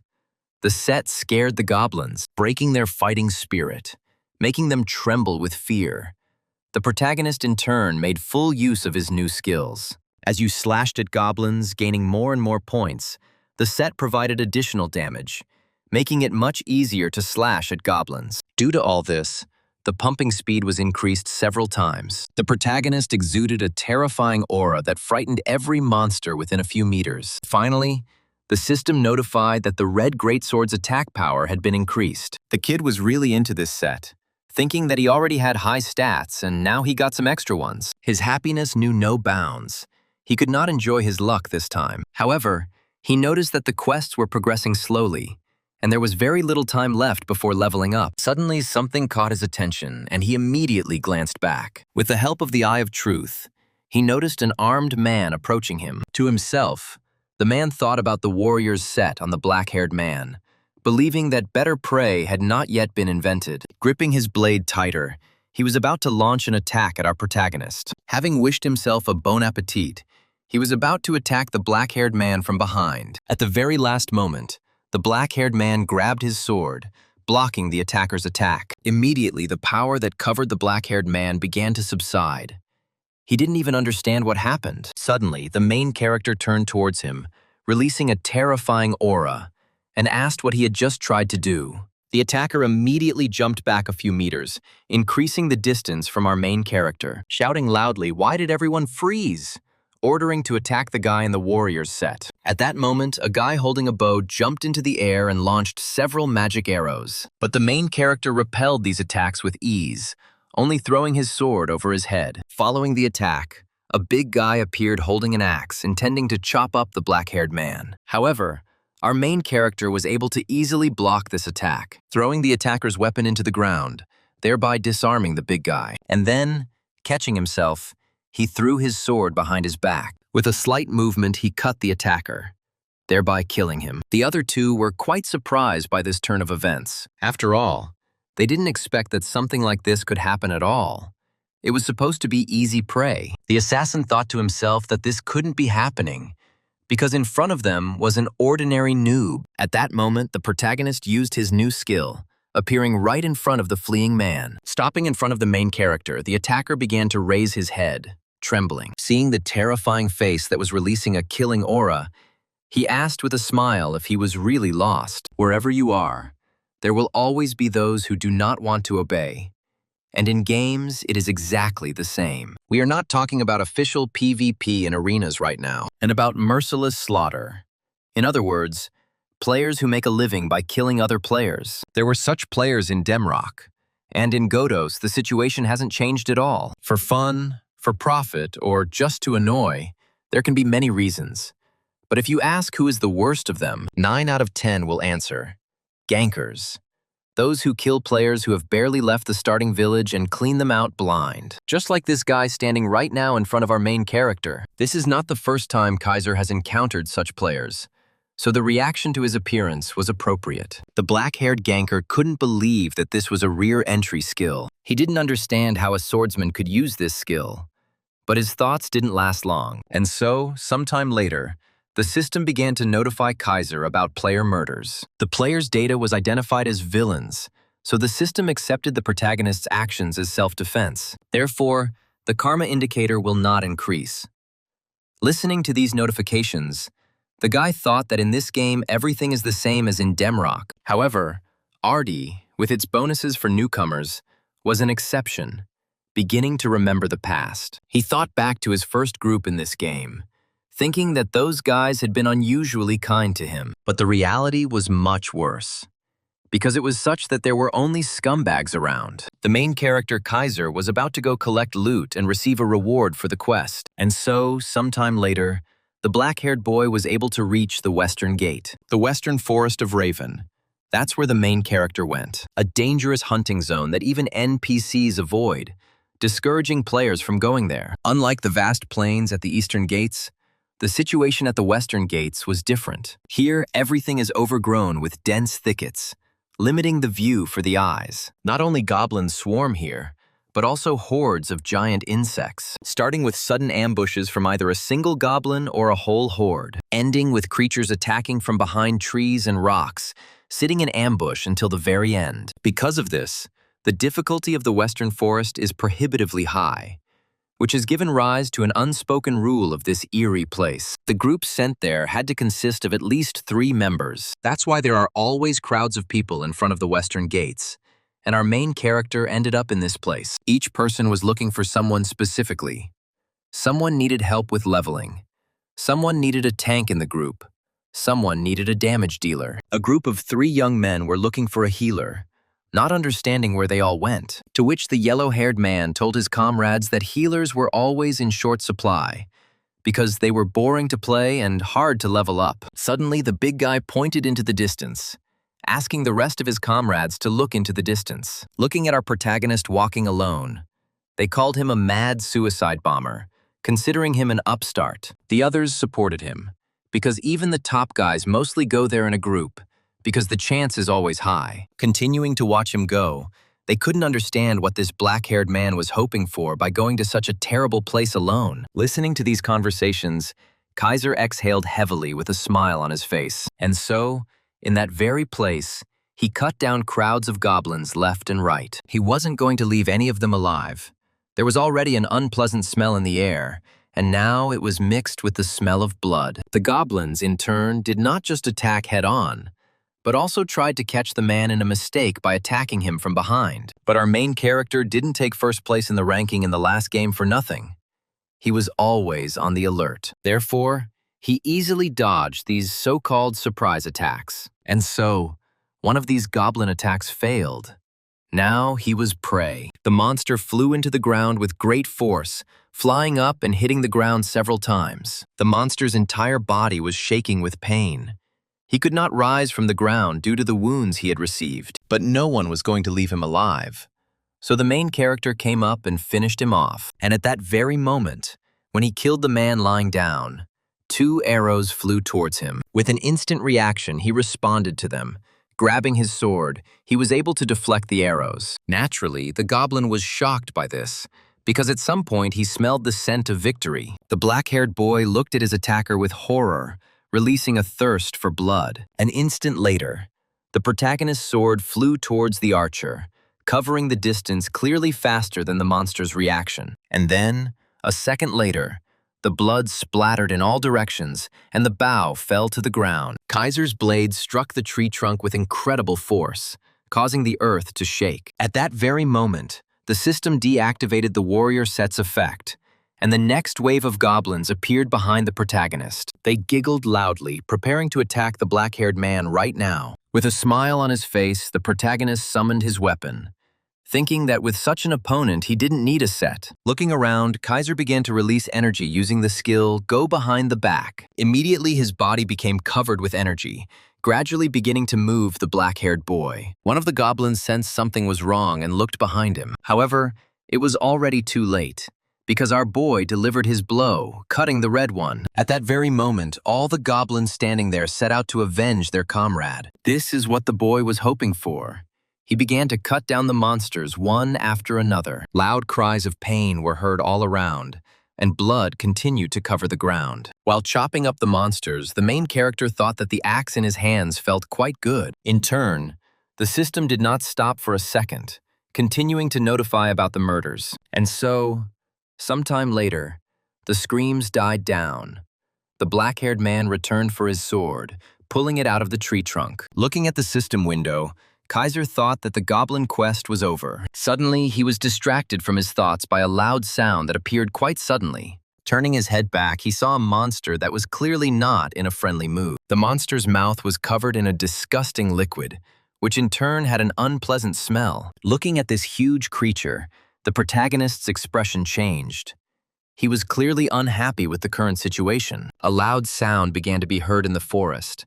It was the sound of a battle. Our main character was being chased by that same huge monster, intending to devour the guy. Noticing that the centipede had slowed down, Kaiser also stopped. Regrouping, he screamed, tired of running away from her. So he immediately turned to her, grabbing his blade and throwing it behind his back. Immediately, the guy's eyes lit up scarlet, and the black-haired man once again began to feel a thirst for blood. The creature itself was surprised, because it did not expect that a person could emit such thirst. The boy's speed exceeded the creature's reaction, so the man was able to easily attack it, green blood rising into the air. This wound only made her angry. She squealed loudly, spraying her drool. And then she hit the ground, raising a full column of dust, forcing the black-haired boy to retreat several meters back. The protagonist stopped and froze, waiting for his opponent to take action. And so it happened.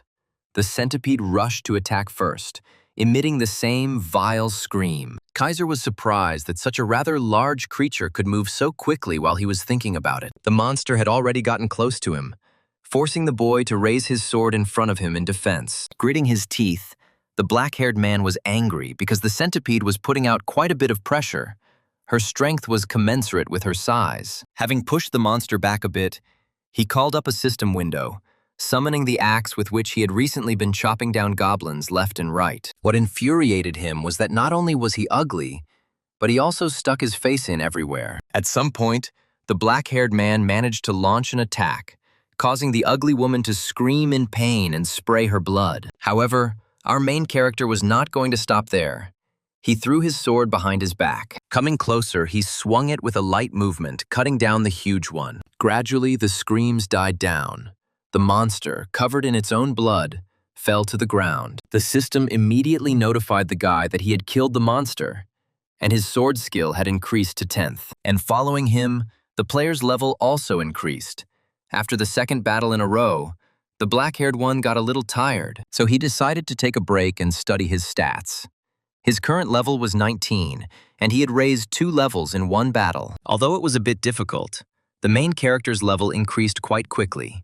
In addition to this, most of the quests were completed. Continuing to look through the system window, the black-haired boy thought, because now there was only one regular rank quest left. At the Western Gate, not that the quest was particularly difficult, our protagonist continues to reflect. After resting a bit, he set off on his journey, since the location had become known, so all he had to do was go and collect the reward. Sometime later, he reached a crowd where a man was shouting for everyone to get in line and respect each other's time. At some point, there were even quarrels, and our main character came out to one of them. Looking at the tree, Kaiser thought that this pendant had melted at this very tree where people had gathered. Looking around, he was glad because the line was not so long, because if there were more people, he would have to wait a long time. Suddenly, the protagonist's attention was drawn to conversations about the noob killer being hunted, and he listened to them. A couple of men were discussing how the bastard nicknamed Killer had been declared a hunted man. They believed that he deserved it, since he had been showing off. The yellow-haired man, giggling in turn, said that he had heard someone chatting about the famous Kaiser. The main character immediately tensed up because he didn't understand why his name had surfaced so suddenly. The armored man dismissed it as just a fan, while the yellow-haired man continued to talk about a swordsman who used assassin skills. But the boy in armor just laughed, because he couldn't believe it, just like the others. Hearing this, the protagonist came to the conclusion that he would have to lie low. A swordsman who used assassin skills. And with 6 stats, he understood that the top guilds wouldn't leave him alone that easily. Some will, of course, try to lure him away, but most will simply want to get rid of the future threat, especially if the top guilds are full of people from the Democrats. Because it's simple. If you can't get it, you have to destroy it. This was quite in the spirit of the previous game, and sometime later, the main character got hold of the lost pendant. The system asked him to return it to Camilla. Thinking it was too early to show up, he returned to Raven, finding the same Camilla from the quest. The girl rejoiced, thanking the protagonist for being able to return her pendant. The quest was successfully completed. The reward was 1 gold, experience, and a small gift from Camilla. and the player's level was also increased. While handing over the box, the girl said that it was her favorite thing. But because Kaiser was kind, she was giving it to him. Taking it, Kaiser thanked the girl for the gift, asking her not to lose it again. At that very moment, the effect of the title Maximum Sympathy from the very beginning was activated, where Camilla's sympathy quickly increased. While the girl was saying goodbye to her brother, the main character, leaving, was surprised at how quickly their sympathy was growing. Opening the system window, he was about to look at the next quest. Seeing a quest where they give a whole coupon, he realized that this was probably not something he could miss. If we talk about the dungeons behind the Western Gate, there are two main ones, the Goblin Chieftain's Abode and the Ant Hole. Each of them was considered a creepy place. If he wants to build a warrior set, then the best place to go is the Goblin. However, the problem is that both of these dungeons required a group. It's probably too early for him to show off his unique abilities to a crowd of unfamiliar players. And so, sometime later, the main character came to the dwelling of the Goblin leader. As usual, there was a crowd of people who were calling players to their groups. Some were looking for mages. Some were taking players from a certain level. Others simply bought junk at high prices. Others repaired weapons. The main character looking at them was surprised, because even crafters had gathered in such a place. And so, he noticed how one of the guys in armor rudely answered the guy that they do not take bandits. At some point, an argument even started between them, because another guy in armor joined in. Near them, a crowd surrounded the girl, asking the magician to go with their group. After observing the situation for a while, the main character realized that everyone here was looking for magicians. Remembering that in Godot's everything depended on the boss's stats, class inequality was the norm here. In this dungeon, the magician was king and god. But the problem was that even a swordsman was absolutely useless here. Suddenly, he was distracted from his thoughts by a click. Someone called him, calling him a guy in the warrior's network. A young man approached and asked if the main character would like to join his group, explaining that they were high levels and that they had come here simply for the quest, so it didn't matter that he was a swordsman. Lost in thought, the black-haired boy realized that something was wrong here and decided to play along with them a little. Clutching his head, Kaiser replied that if they didn't mind, he would be happy to join their group. As soon as Kaiser accepted the invitation, he immediately saw their levels. All three were level 24. At that very moment, our boy realized that this situation meant only one thing. They recognized him, so they approached him so sweetly to invite him to join their group. A moment before, the same trio noticed a black-haired boy standing out from the crowd. They noticed him because of his set and his two-handed sword, assuming that this was the same Kaiser. A sinister smile immediately appeared on their commander's face, considering that the sight before them was not a happy one. So they immediately approached him, calling him, although they had no intention of indicating that they recognized this set. When they approached, they pretended to be cute players who hadn't been appointed and had come up with a question about joining the group. And they didn't pay any attention to the fact that in front of them stood a swordsman, and not a mage, who was required to complete this quest. Even though the main character guessed that he was being invited to the group for a reason, he agreed, because he also needed to complete this quest. And so, upon entering the cave, the system notified all participants that they had entered the abode of a goblin chieftain, a rare rank. And so the main character's new team entered the battle, starting to exterminate the goblin scouts. The system notified that the scout's death had become known to the leader. The two guys silently discussed how easy it was. After watching the battle, Kaiser thought that the trio was not bad. The damage was decent, and the group's coherence was also high. The system added some time later that the frightened leader sends out his soldiers, asking the players to prepare for battle. In the distance, a huge number of red eyes appeared. They were monsters that were making disgusting sounds. Turning to the boy, the trio asked the boy if he wanted to try to deal with them himself this time, adding that if he gets into trouble, they will help him, deciding at the same time to try how they can work together. The main character thought to himself that these three had simply decided to test what he was capable of. Deciding that there was no other option but to play along, he headed towards the monsters, grabbing his weapon. Concentrating, he used a roar and a swing, heading towards the monsters at incredible speed. Having immediately begun to cut them to the right and left, gradually the entire earth began to be covered in scarlet. It was the color of blood. With satisfied grins, the two guys thought that it was definitely him. They thought that they were finally able to find him. The commander turned to his partner and asked him how he was, to which he replied that Kaiser was not bad. He added that he skillfully avoided blows to vital points and was quite fast for a two-handed sword. After thinking for a bit, the commander said that with such gear and such a zone, he would hardly have given in to anyone. However, his comrade interrupted him, saying that this was all too strange, which the commander did not understand, asking again, not understanding how their assassin had lost. After all, he was not strong and fast enough to kill their comrade. After all, for an assassin with invisibility and poison to lose, one of the best classes for PvP. The magician standing behind them intervened and said that it made no difference, since their task was simply to finish him off. Throwing all thoughts aside, the commander agreed with the girl with a smile on his face, saying that they should sort it out and wash their hands of this. The tank raised his shield with a smile, asking his comrades if it was time to start. The commander asked them to watch their comrades' faces and act according to the old plan.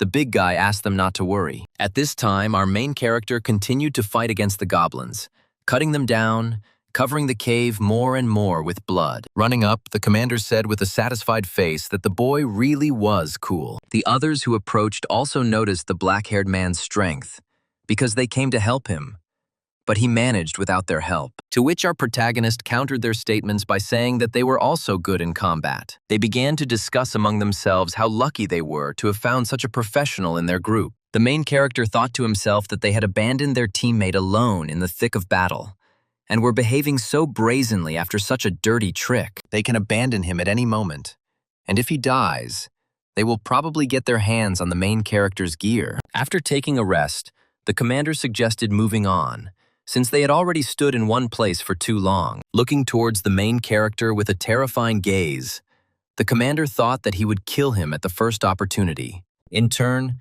the main character felt this, also changing his face, thinking that it would not be easy for him to do this. Moving further, the commander was the first to enter the battle, starting to cut down the goblins. The group's tank followed suit, crushing the cave monsters with its strength. An explosion came from behind the main character, and one of the goblins flew straight towards him. The commander, noticing this, immediately shouted at the girl, telling her to aim properly. In turn, the trio thought that the guy had good luck, because the girl was aiming at the guy, but right at that moment a goblin jumped out. The main character thought to himself that he had even deliberately exposed his back to them, but they still missed. After thinking a little more, he decided to wait a little longer, and at this pace they reached the boss's chambers. Immediately the system notified that the goblin chieftain had discovered uninvited guests, and a powerful gust of wind was heard. Following the gust of wind, elite red goblin soldiers emerged to try and stop the assassination attempt on the leader. These goblins were an elite class.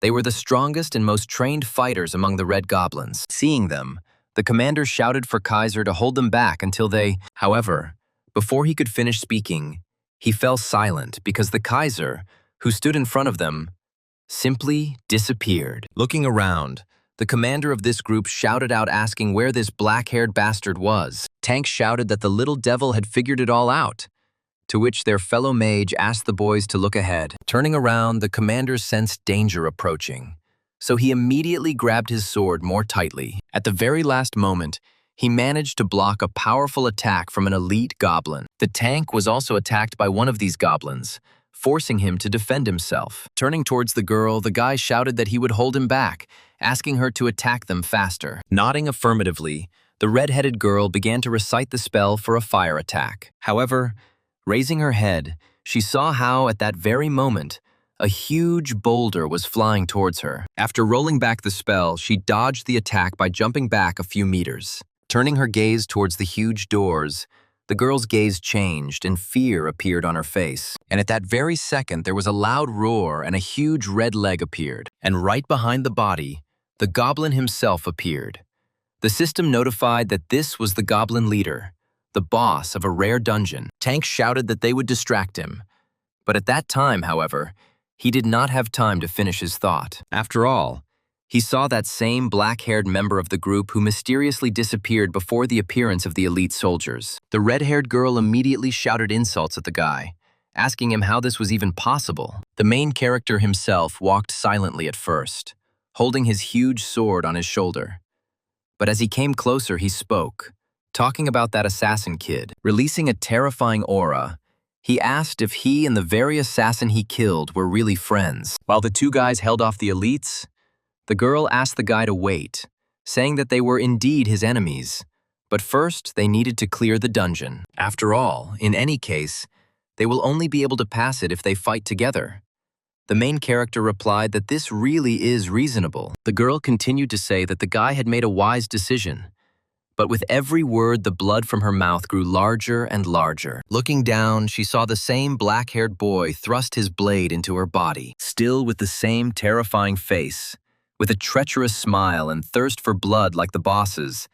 The main character said that he didn't want to. The system notified that the guy killed a player nicknamed the Greatest Archmage, and the system identified him as a villain. After thinking it over a bit, he decided to first use an approach from the rear, and then he was quite surprised because he even managed to get behind the corpse. The squad leader screamed because the guy had gone crazy, killing the only mage in the group, deciding that Kaiser had decided to die here with them. But the main character didn't think so, and with a smile on his face, he asked if he knew what his credo was. Surprised, the man shouted, asking the black-haired man again, because he didn't understand anything. And the main character, having activated the summoning of weapons, said that he was not going to have anything to do with those who were aiming at his back. In that same hand, a dagger appeared in his hands, releasing a thirst for blood.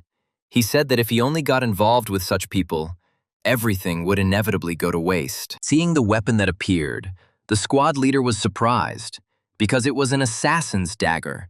He did not understand what Kaiser was going to do with it. Seeing such a reaction, the main character smiled, because the commander immediately recognized his friend's thing. In turn, the commander shouted that this was nonsense, because how could a swordsman use this weapon? But he immediately dismissed these thoughts, shouting and asking what he was hoping for. Because if he killed them, he wouldn't be able to cope with them alone. He wondered if Kaiser knew what the goblin chieftain's stat was aimed at. Selfish defense. It was against physical attack. That's why in this dungeon, mages are the top tier.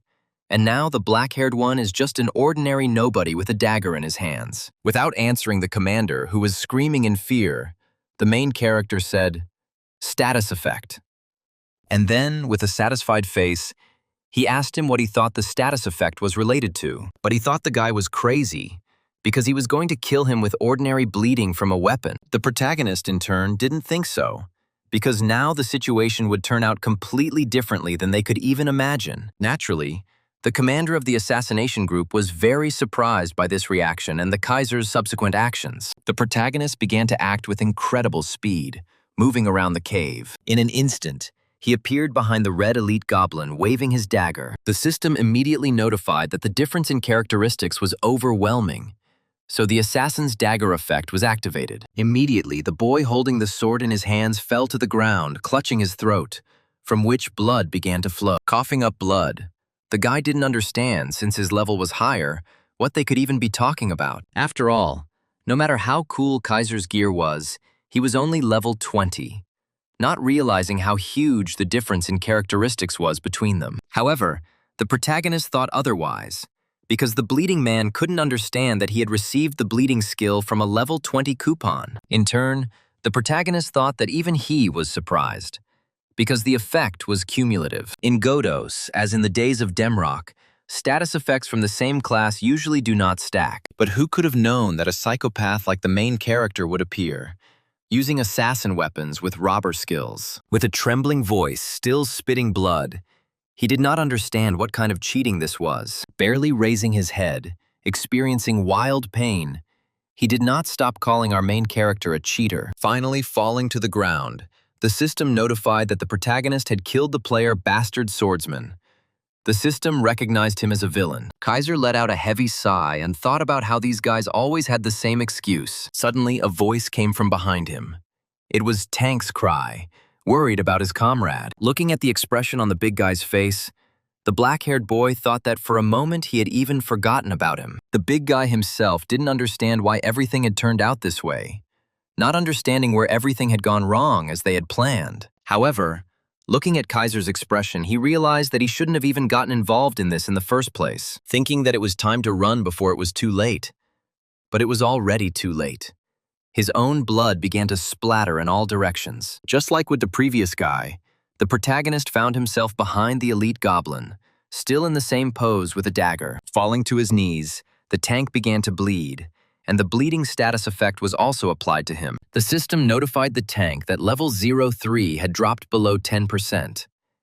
He didn't understand what that meant. However, without understanding, he fell to the ground, dying.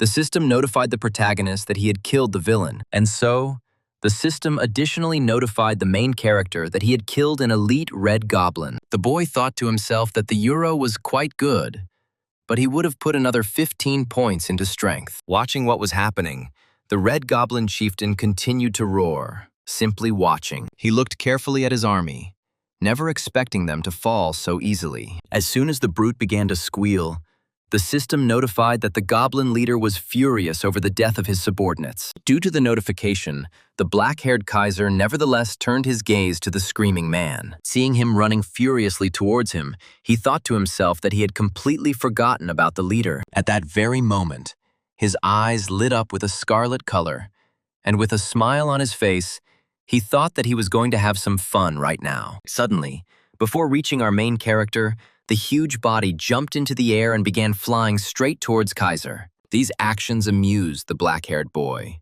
He concentrated his strength in his legs. Jumping straight at the red-skinned monster, he slammed his knee into it. From this powerful blow, the goblin's entire face was covered in blood, and it began to fly in different directions. But our boy wasn't going to stop there, continuing to attack the red brute, ultimately sending him straight to the ground. A loud explosion was heard as soon as he landed. Suddenly, our boy's face changed. He was surprised, because he saw something he didn't expect at all. Dust rose around the creature's body, and the air filled with yellow energy. The system notified that the goblin chieftain's characteristic, selfish defense, had been activated. Returning to his former thirst for blood, the protagonist headed towards the monster. Flying past him at great speed, he made 2 precise cuts all over his body. The monster began coughing up blood. The system notified that level 03 had dropped below 30%, and the bleeding effect had activated. Suddenly, the red-skinned creature felt a strange feeling and immediately turned towards the black-haired man, noticing how he was draining a terrifying aura that even made him tremble. The main character himself was smiling a terrible smile at that moment, saying that it was high time to finish. Naturally, the monster was scared. He was timid, but he was not going to give up so easily, screaming throughout his chambers. And the next second, he simply ran away, trying to leave this place as quickly as possible. The protagonist wasn't particularly surprised by such actions, so he activated the skill of going behind the lines. Turning around to check where the man was, the goblin was surprised because there was no one behind him. But as soon as he turned his head back, he noticed how Kaiser had moved closer to him. With the same expression on his face that scared even the bosses, the protagonist asked the runner where he was going. The red-headed man's face spoke for itself. The monster was terrified. There was a disgusting sound, and blood splattered in all directions, covering the entire nearby wall. The boss fell to the ground, covered in blood, and the system notified the protagonist of the victory over the boss. The entry was made in the adventure book. Kaiser's level increased, his dagger proficiency level increased to 5, and a leather belt dropped. The boy thought to himself that everything had worked out well, because he had just needed the belt. His strength had immediately increased by 1 point, and his health by 2. With a smile on his face, Kaiser reasoned that if there had been a time limit, he would have made it into the rankings. On top of all this, he glanced back, because there was still some reward left. Approaching the shield, Kaiser examined it carefully. The shield was of a rare class, and it was made of silver. The boy assumed that it was expensive. Next to the shield lay the bastard's training sword, which rather puzzled the protagonist. Remembering his former commander, Kaiser assumed that he had been too much of an avid role player. But that guy's nickname was now worthless. After examining the pendant, the main character thought that it could be sold for good money. Suddenly, he heard some sounds. Immediately activating the Eye of Truth and looking to the side. Looking into the distance, the black-haired boy felt an incomprehensible aura. asking himself only one question.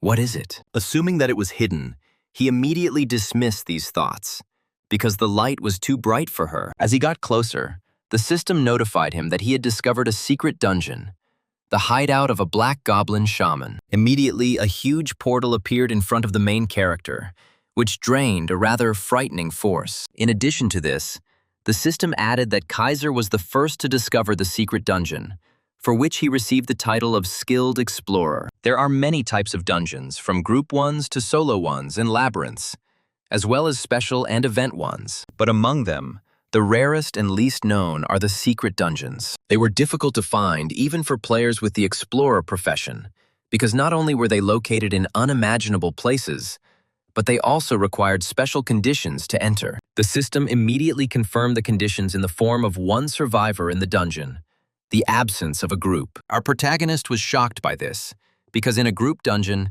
you need to find a secret entrance alone, without a group. With such conditions, even if you found it, there would be no point. The next moment, a system window appeared in front of the guy. The shelter had a heroic rank.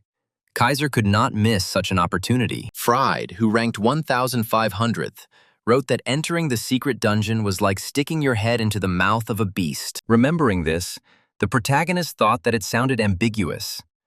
But all the players were of the same opinion. After all, what does this expression mean? Everyone, as one, thought that the mouth would slam shut, that same mouth that will bite and never let go, taking you to the very bottom. The secret dungeon is that very mouth, wide open, awaiting its prey. Entering inside, the protagonist imagined the very beast that was lurking in anticipation. But this didn't stop him in any way, because he wouldn't be himself if he didn't go inside. And as soon as he entered inside, a black clot of energy immediately flew towards him. A system notification appeared that said that after receiving a direct hit, he would be affected by the status ailment, shadow vision. Under the effect of shadow vision, his field of vision is narrowed for a certain time. However, the hero characteristic was immediately activated, which blocked the mental pollution, so the effect was ignored. A smile immediately appeared on Kaiser's face. He had this ability that saved him in such situations. A creepy voice rang out, asking how he dared to enter his house without asking, deciding that the man had completely lost his fear. At that very moment, purple lights appeared, and our hero was surrounded by a huge number of monsters. After examining them, the black-haired boy realized that these were the servants of that very black goblin shaman. And above, lurking, were undead spiders, who made much more disgusting sounds than ordinary goblins. After looking at each enemy in front of him, the protagonist strained, thinking that they looked too disgusting. The voice from the man in the cloak was heard again, saying that the man was frozen with horror when he saw his children. Looking at him, the system notified that in front of him was a named boss of heroic rank, a goblin type, named Jihad Black. Kaiser was surprised, because even in secret missions, the difficulty was off the charts. But for a named boss to appear, a smile immediately appeared on his face, because when he killed the dragon, the reward was absolutely amazing, and he became interested in what would happen next. In turn, the boss continued asking. He was interested in how the man managed to find this place. He added that he didn't feel that the energy of a researcher was flowing in the person, even though many different forces were mixed in it. After hearing all this, the main character was even more surprised, because the goblin was quite perceptive. Having begun to release his power, the goblin laughed, shouting that this was an unusual specimen and that he felt sorry for him, because the guy was about to die. Immediately, all the mobs in this dungeon became active, also starting to release the same nasty energy. A smile appeared on the protagonist's face, and he asked loudly if he wasn't even tense, about to remind him. Activating his power, he added that when fighting a close-range fighter, a ranged fighter must always be on guard. Naturally, the goblin was very surprised, because he felt a human presence right behind him. The goblin immediately activated control over corpses, and thanks to his sleight of hand characteristic, his speed increased significantly. And then he launched a powerful charge of energy using the corpse's explosion. There was a powerful explosion that raised a column of dust, followed by a gust of wind, and a smile was visible on his face. However, Just a moment later, that same satisfied smile was completely replaced by surprise. The goblin immediately turned towards his comrades, simultaneously glancing towards the explosion. After all, right at that moment, the goblin felt a terrifying thirst for blood from the man standing in front of him. A terrifying smile was visible on the protagonist's face. He was pleased that he had found such a wonderful place to receive the reward. The bleeding effect immediately activated.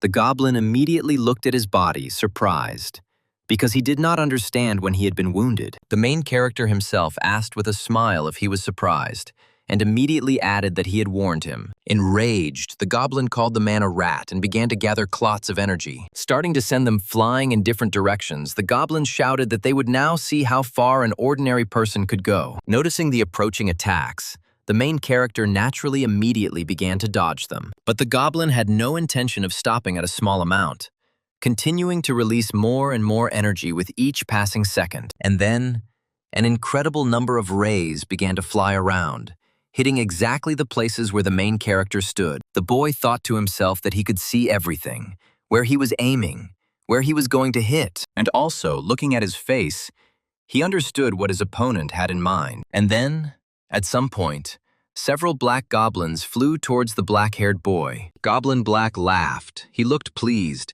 shouting that death was about to come right now. The system notified that Boss Jihad Black was using the ultimate necromantic technique, Great Corpse Explosion. And at that very moment, a powerful explosion was heard. Still giggling nastily, the goblin told the guy that he himself was to blame for bringing his death closer. Suddenly, the laughter died down as a black-haired boy appeared right behind the named boss. With disgust in his voice, Kaiser asked the goblin boss if his skill was on cooldown. But without even waiting for an answer, he hit him in the face with all his strength with his fist, sending him flying. The boss was unable to regroup, so he took the blow with his face and subsequently flew straight into the wall behind him. Saliva and drops of blood flew from the dark-skinned man's mouth. His prowess was strong enough to inflict severe damage on the monster. Sliding down the rock, he grabbed his chest, starting to squeeze it, his breathing ragged.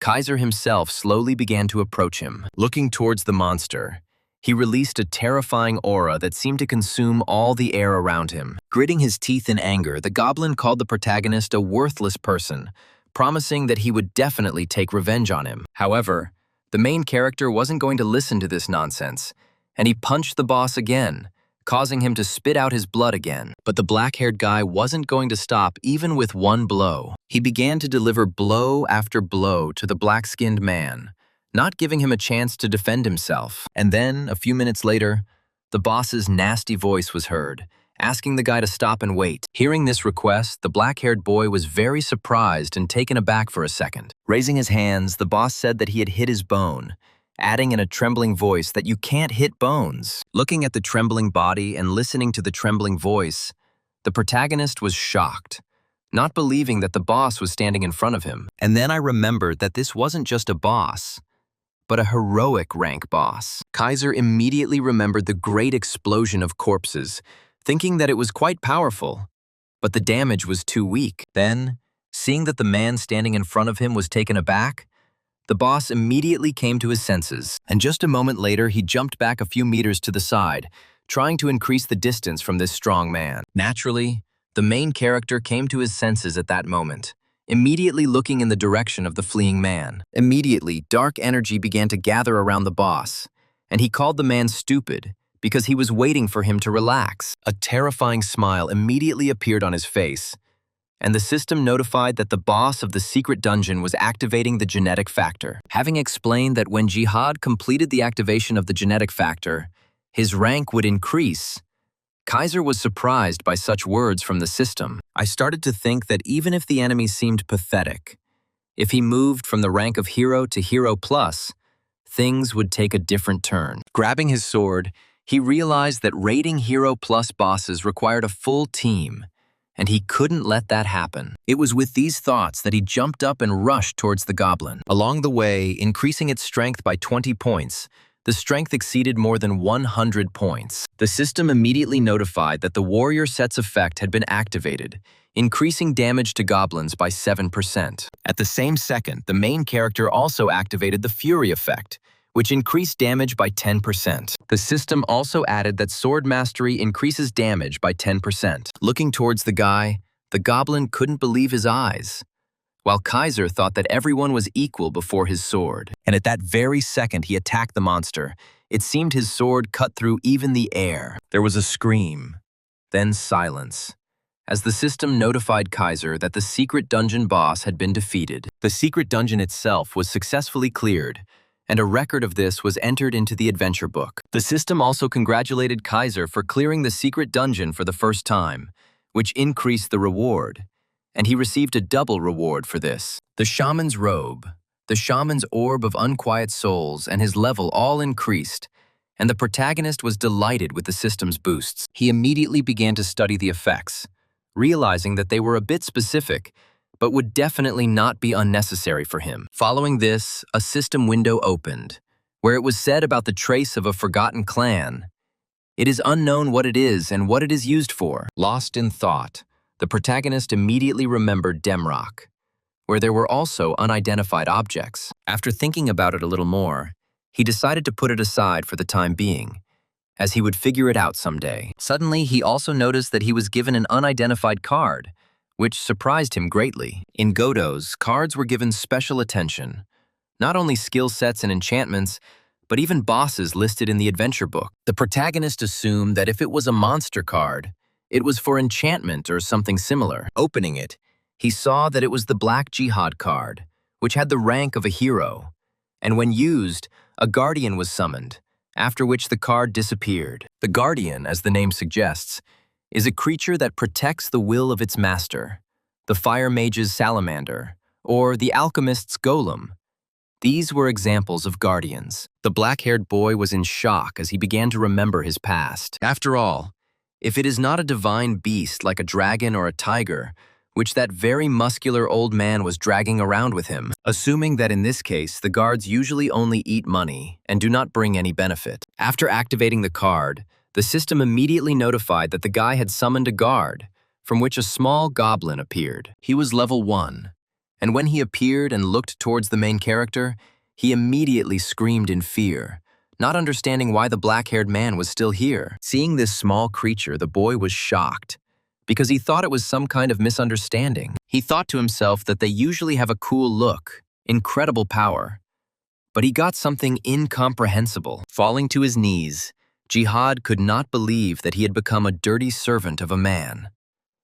Kaiser thought to himself that his guard was a whiner. Having begun to study its characteristics, he was even more surprised, not understanding what kind of they were. The system immediately notified that Jihad Guardian Black's loyalty was low, so he could stab him in the back, asking the guy to be careful. Seeing these notification windows and then looking at the expression on his former boss's face, Kaiser thought the system was trying to make fun of him. He immediately thought that, judging by his behavior, there was no way he could let this go. And so, after thinking a little more, the black-haired boy took the first step. Frightened, the goblin immediately raised his trembling head, asking the man in a trembling voice what he wanted. The Kaiser immediately became angry, asking how he dared to call his master a man. And then, bending down to the little one, he screamed even louder, making a terrifying face. This appearance and scream scared the green-eyed creature quite a lot. After this,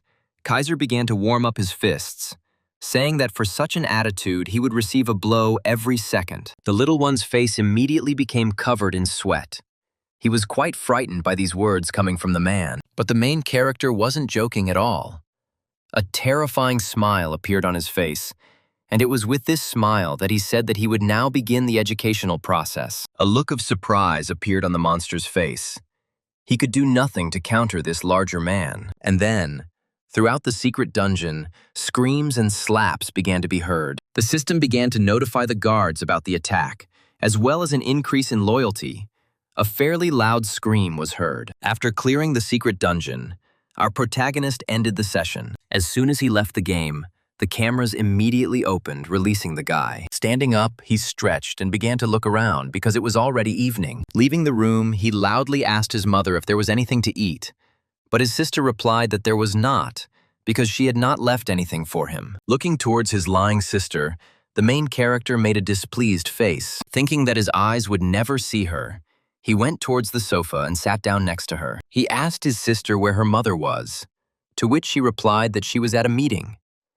The guy then asked what she was looking at, to which the girl replied that it was Godot's. Surprised, the guy asked again if his sister also played it, to which she replied that everyone plays this game now. The guy was very surprised by this, and the girl, in turn, added, disinterested in the dialogue, that she was level 71. Naturally, upon hearing such incredible figures, our black-haired boy was quite surprised. After a short pause, he told his sister that if she was level 71, then she had obviously been playing for a long time. She thought for a moment, saying that she had been playing for about 6 months, adding that a friend had promised to level her up, which was why she had come in, but ended up getting hooked. Lost in thought, the guy couldn't believe that it would take him 6 months to reach such a level.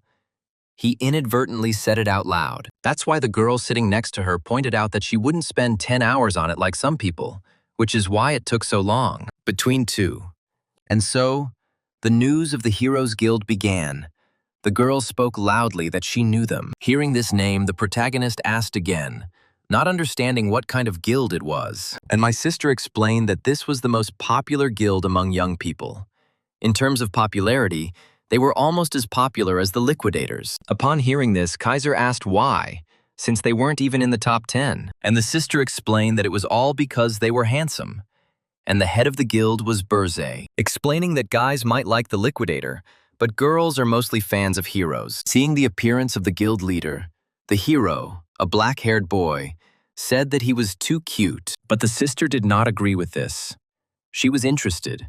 She said that her brother should look at his face, because it was the standard of beauty. Having added that her brother was as far behind him as the moon was behind him, these words angered the guy quite a lot, and he thought to himself that she should look in the mirror herself. Standing up, the black-haired man said that he would at least go and practice, and his sister in turn added that this chapter was also popular on YouTube. Naturally, Kaiser was again surprised by such words, asking again about YouTube, and she explained that now all the guilds have their own channels, and their videos often get 100 million views. Having heard such incredible numbers, the main character was naturally shocked. The main character immediately attacked his sister with questions, because if there were 100 views, that meant they were raking in the money, and she confirmed this. The sister added that they were raking in about 1 billion won, and Kaiser immediately thought that this could buy an incredible amount of chicken. Standing up again, he repeated the word billion over and over again without stopping,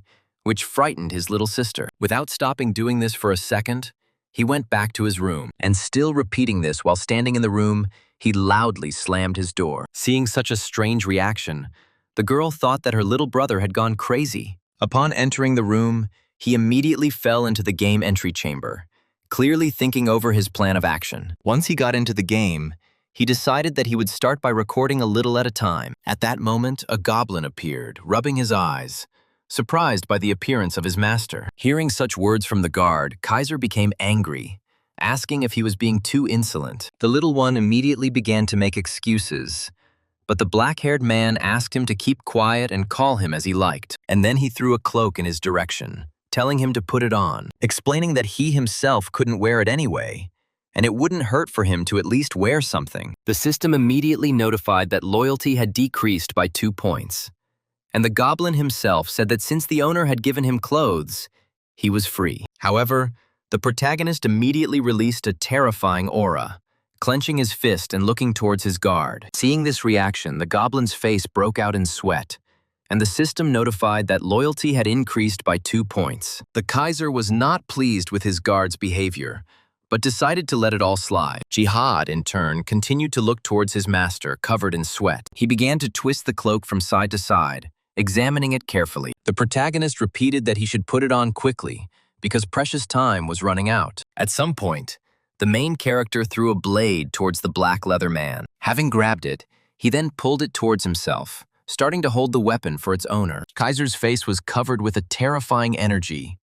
His thoughts were only about pumping, but it quickly turned to discontent. Exhaling heavily, The black-haired protagonist thought that this loyalty was just like an elastic band. While putting on his clothes, Jihad asked his master where they would go next, to which the black-haired man replied with a smile on his face. Swing. Naturally, the Black Goblin did not understand this, wanting to clarify this with his master, but did not have time. And so, a fierce battle began. Screams, sounds of pain, and splashes of liquids could be heard throughout the dungeon. The system continued to notify Kaiser of victories over monsters. Looking around, Jihad thought that all these monsters were poor fellows. After all, they were unlucky enough to meet his owner. He was a real demon. Suddenly, Jihad was distracted from his thoughts by Kaiser, who called him over. The little black goblin immediately ran up to his master, who was sitting on a log. Sitting down, Kaiser told Jihad to put the knocked-out items aside and make undead from the corpses. Having thrown down his sword, Jihad immediately began to carry out his master's order. And so, approaching one corpse, he carefully examined the red goblin. Raising his hands, he began to chant a spell, gathering clots of dark energy around himself. At some point, the body of the lying goblin became covered in this dark energy. At that very second, the system notified that the guardian Jihad Black had successfully turned the red goblin into undead. And so, Jihad approached Kaiser, saying that he was done. For now, this was his limit. Lost in thought, the protagonist spoke well, because in the future it will be very useful. And so, Jihad turned to his undead, and began to say something in an incomprehensible language. As soon as he finished, the red goblins immediately turned around and rushed to the side. The Kaiser was surprised by this, and asked his guard where they ran and what he had told them. And the black man explained that he had ordered them to collect items for the owner. The protagonist's face immediately changed. He thought that he had harnessed them to do his dirty work. Exhaling heavily, Kaiser thought out loud that when he raised 2 more levels, he hoped to run into some elite mob. After a short pause, Jihad said that if he was talking about the elite, then he knew where they were. Naturally, the black-haired protagonist was shocked by what he had just heard. Seeing such a reaction from the owner, Jihad said that they were lazy. That's why they always sat in the same place. In an instant, Kaiser's expression changed. He couldn't believe that several people had gathered in one place. And so our heroes set out in search of those very elite monsters. Sometime later, they reached the place of residence. The elite goblins were sitting by the fire talking in their language. The main character's guard asked the owner if it was them, to which the boy happily replied that it was them. Smiling madly, he thought that this was a real find. Starting to look around at everyone, he could not believe that such a huge number had gathered here. A surprise quest has been activated, a warrior test, rewarding 1 coupon for a mid-rank skill summon, limited to 40 hours. At that moment, our main character was on fire. He was going to complete this task no matter what it took. Unable to bear it any longer, he rushed towards the gathering of elite monsters. With a terrifying smile, he shouted as he greeted the elite goblins. Naturally, upon seeing our hero, they immediately reacted to him, grabbing their weapons and going into battle. Although the attack was fast, Kaiser was able to easily dodge it by jumping to the side. Having dodged, he immediately jumped up, preparing to counterattack his opponent. The enemy himself, in turn, was surprised by such a reaction from a person, but he didn't expect that he would immediately go on the attack after dodging. So he immediately missed the attack. As soon as the guy jumped back again, the red elite goblin's mangled face, covered in blood, appeared. He immediately fell to the ground, and the rest of the elite monsters immediately went on the offensive, rushing to attack. Naturally, Kaiser was not going to stop at just one monster.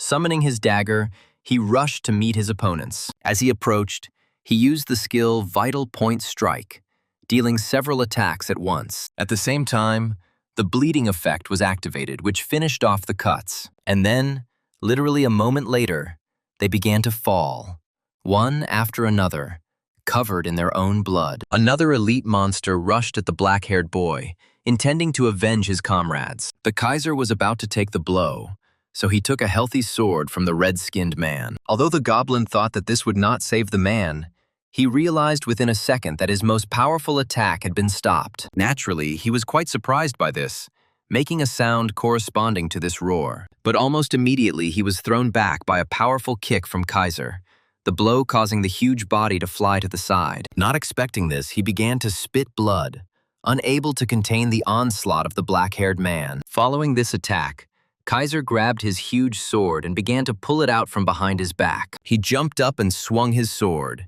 intending to deal a critical hit to the elite monster. Looking towards the man, the red-skinned one was about to fight back, starting to growl loudly. But our main character wasn't going to let his opponent get the better of him.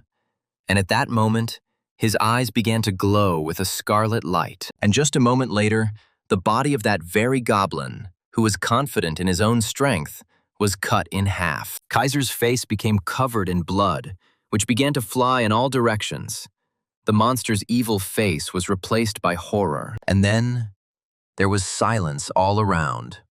Only the thick smell of blood hung in the air. Observing this, the protagonist's guard considered everything that was happening at that moment to be pure madness. Clenching his mouth, Black thought about what he had felt back in the western forest, realizing that the person standing before him was clearly not a human. Looking at his master, he considered him a real devil. After exhaling a little, the black-haired boy stuck his blade into the ground. Having said that he was almost finished with the warriors, so he should appear soon, a system window suddenly appeared. Having been informed that he had met the boss of a hidden location, the quest evolved into a chain of trials of a great warrior. And so, our main character saw the great goblin warrior Karuk.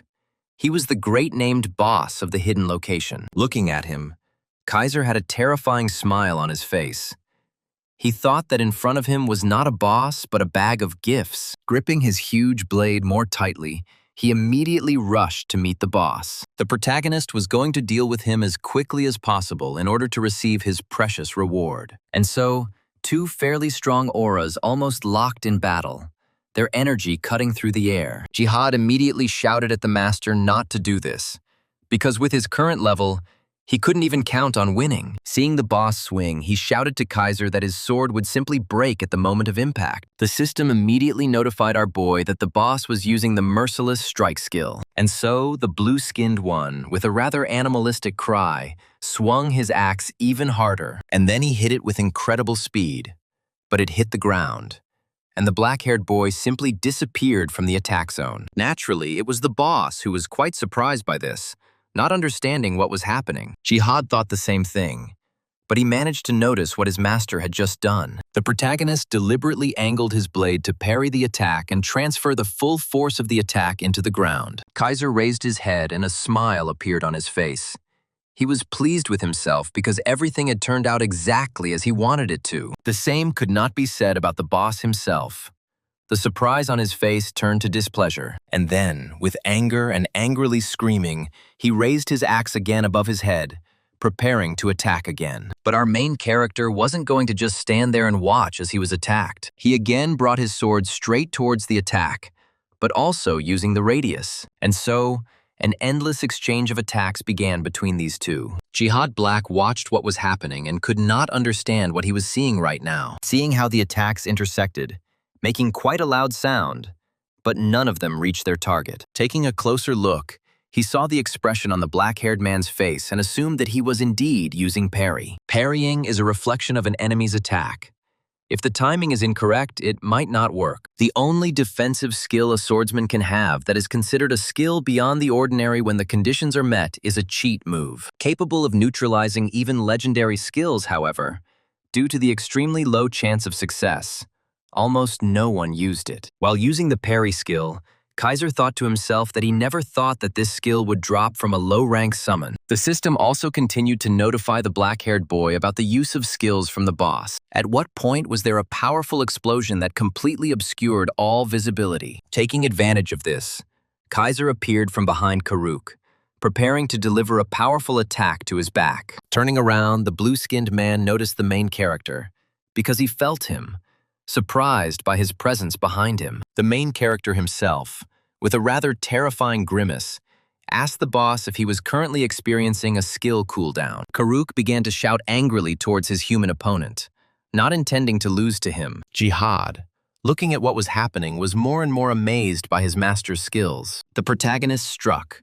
The boss's blood flew in all directions, and the system congratulated Kaiser on his victory over the hidden location's boss. The achievement was recorded in the adventure book, and at the same time, our boy completed the Great Warrior's test, receiving his reward. The reward consisted of 200 gold, experience, 2 mid-rank summon coupons, and a set of Karuk's leather armor. Naturally, our boy couldn't get enough of such an incredible number of useful awards. Seeing such a reaction, Jihad Black thought that the man was at it again. After all, in battle he looks like a real demon.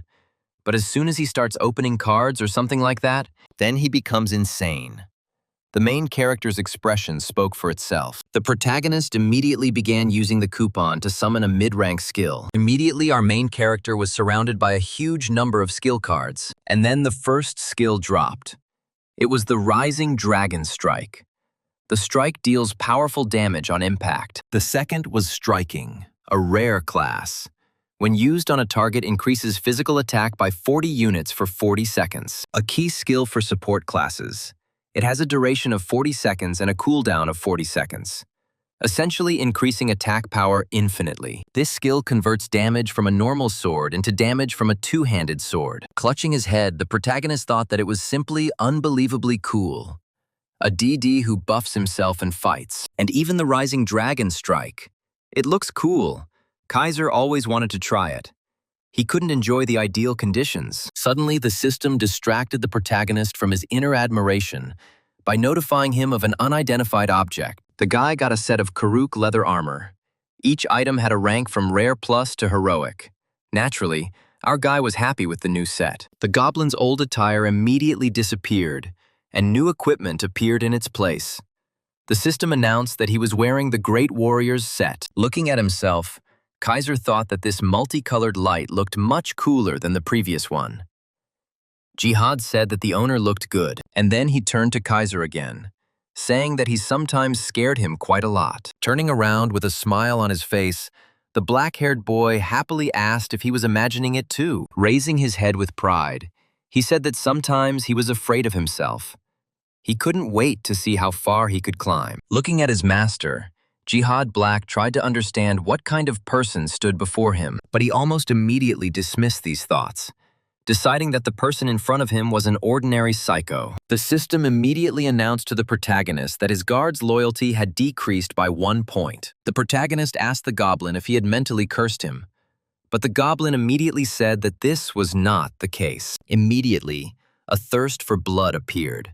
Taking out his sword, Kaiser said in a harsh voice that if he started showing off, he would kill him. Jihad Black's face immediately became covered in sweat, and he began waving his arms, saying that he understood his master. The system immediately announced to the guy that the goblin's loyalty had again increased by 1 point, at which point the black-haired man exhaled heavily. He sheathed his sword and began to walk away, telling his guard that it was time for them to leave. Following his master, Jihad asked where they were going this time, to which the main character, without even thinking, replied that they needed to kill the boss right now. Lowering his head, the boy's guard began to deliberately say that since the master had killed the Great Warrior, he would do the same to the others. However, before he could finish his thought, he suddenly fell silent, because he realized that at that very moment, a notification window popped up in front of Kaiser's face. The system said that in order to get to the next city, he must pass the continent's test.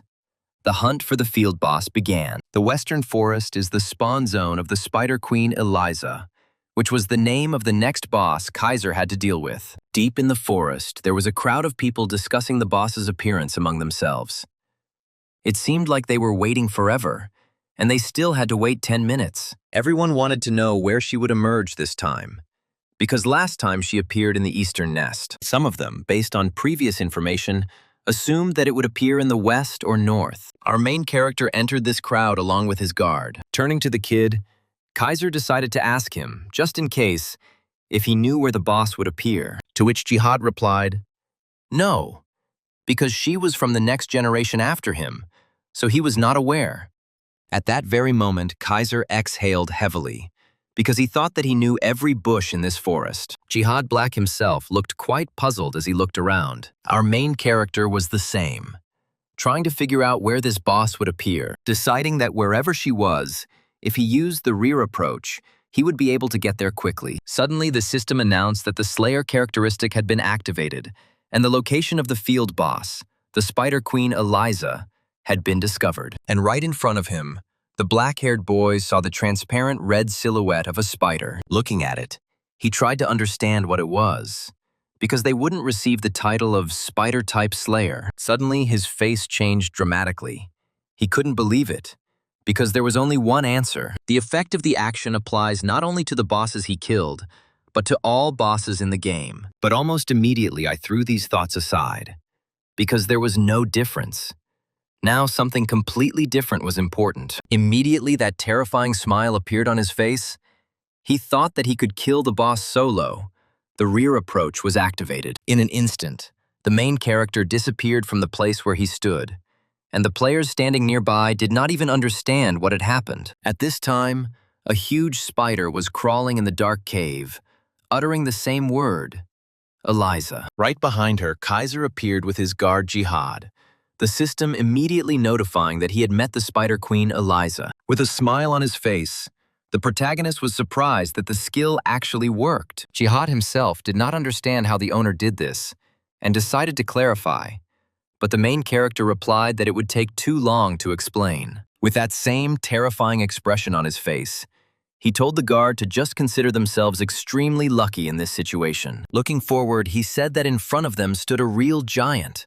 The system announced the beginning of the battle with the boss. The spider, uttering that very word Eliza, rushed towards the protagonist, clearly intending to kill him. But the protagonist was not going to let such a perfect opportunity slip away so easily and immediately prepared for battle. In an instant, he reacted to the attack, which was quite fast for his size, by jumping to the side. Immediately, the boy's entire body was covered in energy.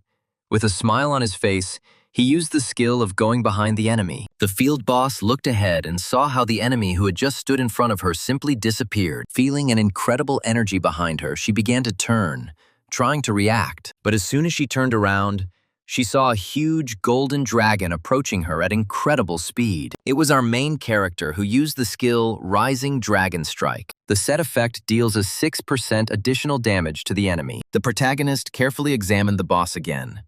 His body was covered in a yellow aura.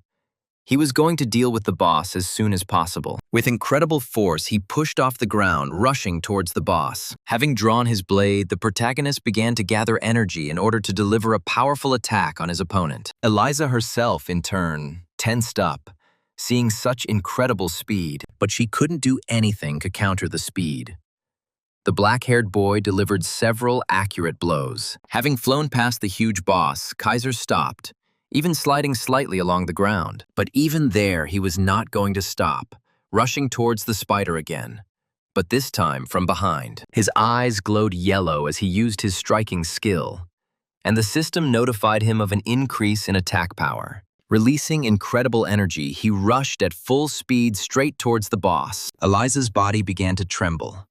She was scared, because in this fight she was clearly losing to our main character. Appearing in front of the boss, the main character used the Rising Dragon Strike skill, and a golden dragon immediately appeared in front of the boss. An incredible force struck the boss's skull, and such a loud roar was heard that it seemed as if an earthquake had started. A green liquid burst from the boss's mouth and rushed upwards, accompanied by a painful sound. And then the boss broke through the ground under his own weight, crushing the floor, and a dense stream of wind arose. Watching what was happening, the protagonist's guard did not envy this spider, considering him a poor man, since he had fallen into the hands of such a demon. And now, just a moment later, the main character stood at the head of the lying spider. Opening her eyes, boss spider Eliza saw a not very beautiful picture in front of her, and her face immediately changed to fear. The protagonist standing in front of her gave off a terrifying aura as he said that he had no idea who this Eliza was.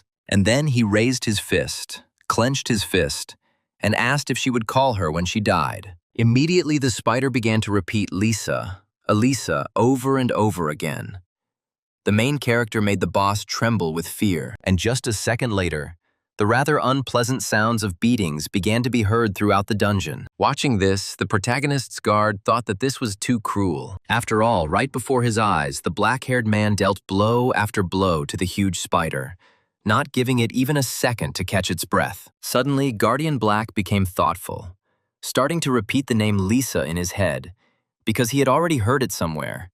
But a moment later, his face changed. He immediately shouted to his master to stop, and naturally, The main character immediately looked towards his guard. The goblin jumped, shouting for his master to stop, repeating this phrase over and over again. The main character didn't understand what had happened, as this goblin rushed right past him at incredible speed, surprising the boy. With tears in his eyes, Black stroked his boss's head, asking her to open her eyes, screaming that it was him. Barely opening his eyes, the huge spider looked at the small, black goblin who was calling her. Realizing that she did not recognize him, the goblin took off his cloak, again asking with tears in his eyes to look at him. At that very moment, the boss's eyes filled with tears. Her tone changed.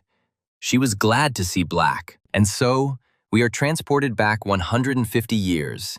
He was walking through the forest. Suddenly, he heard some strange sounds that reminded him of words. Looking down, he saw a spider who kept saying Lisa. Naturally, the goblin was surprised by this. Taking it in his arms, he began to examine it from all sides, wondering if such things really existed. After thinking for a bit, the goblin asked the spider happily if she would go with him, to which the spider began to nod its head in the affirmative. The future dungeon boss was delighted with the offer, making joyful sounds. And so, sometime later, the two monsters had already reached the goblin's dwelling.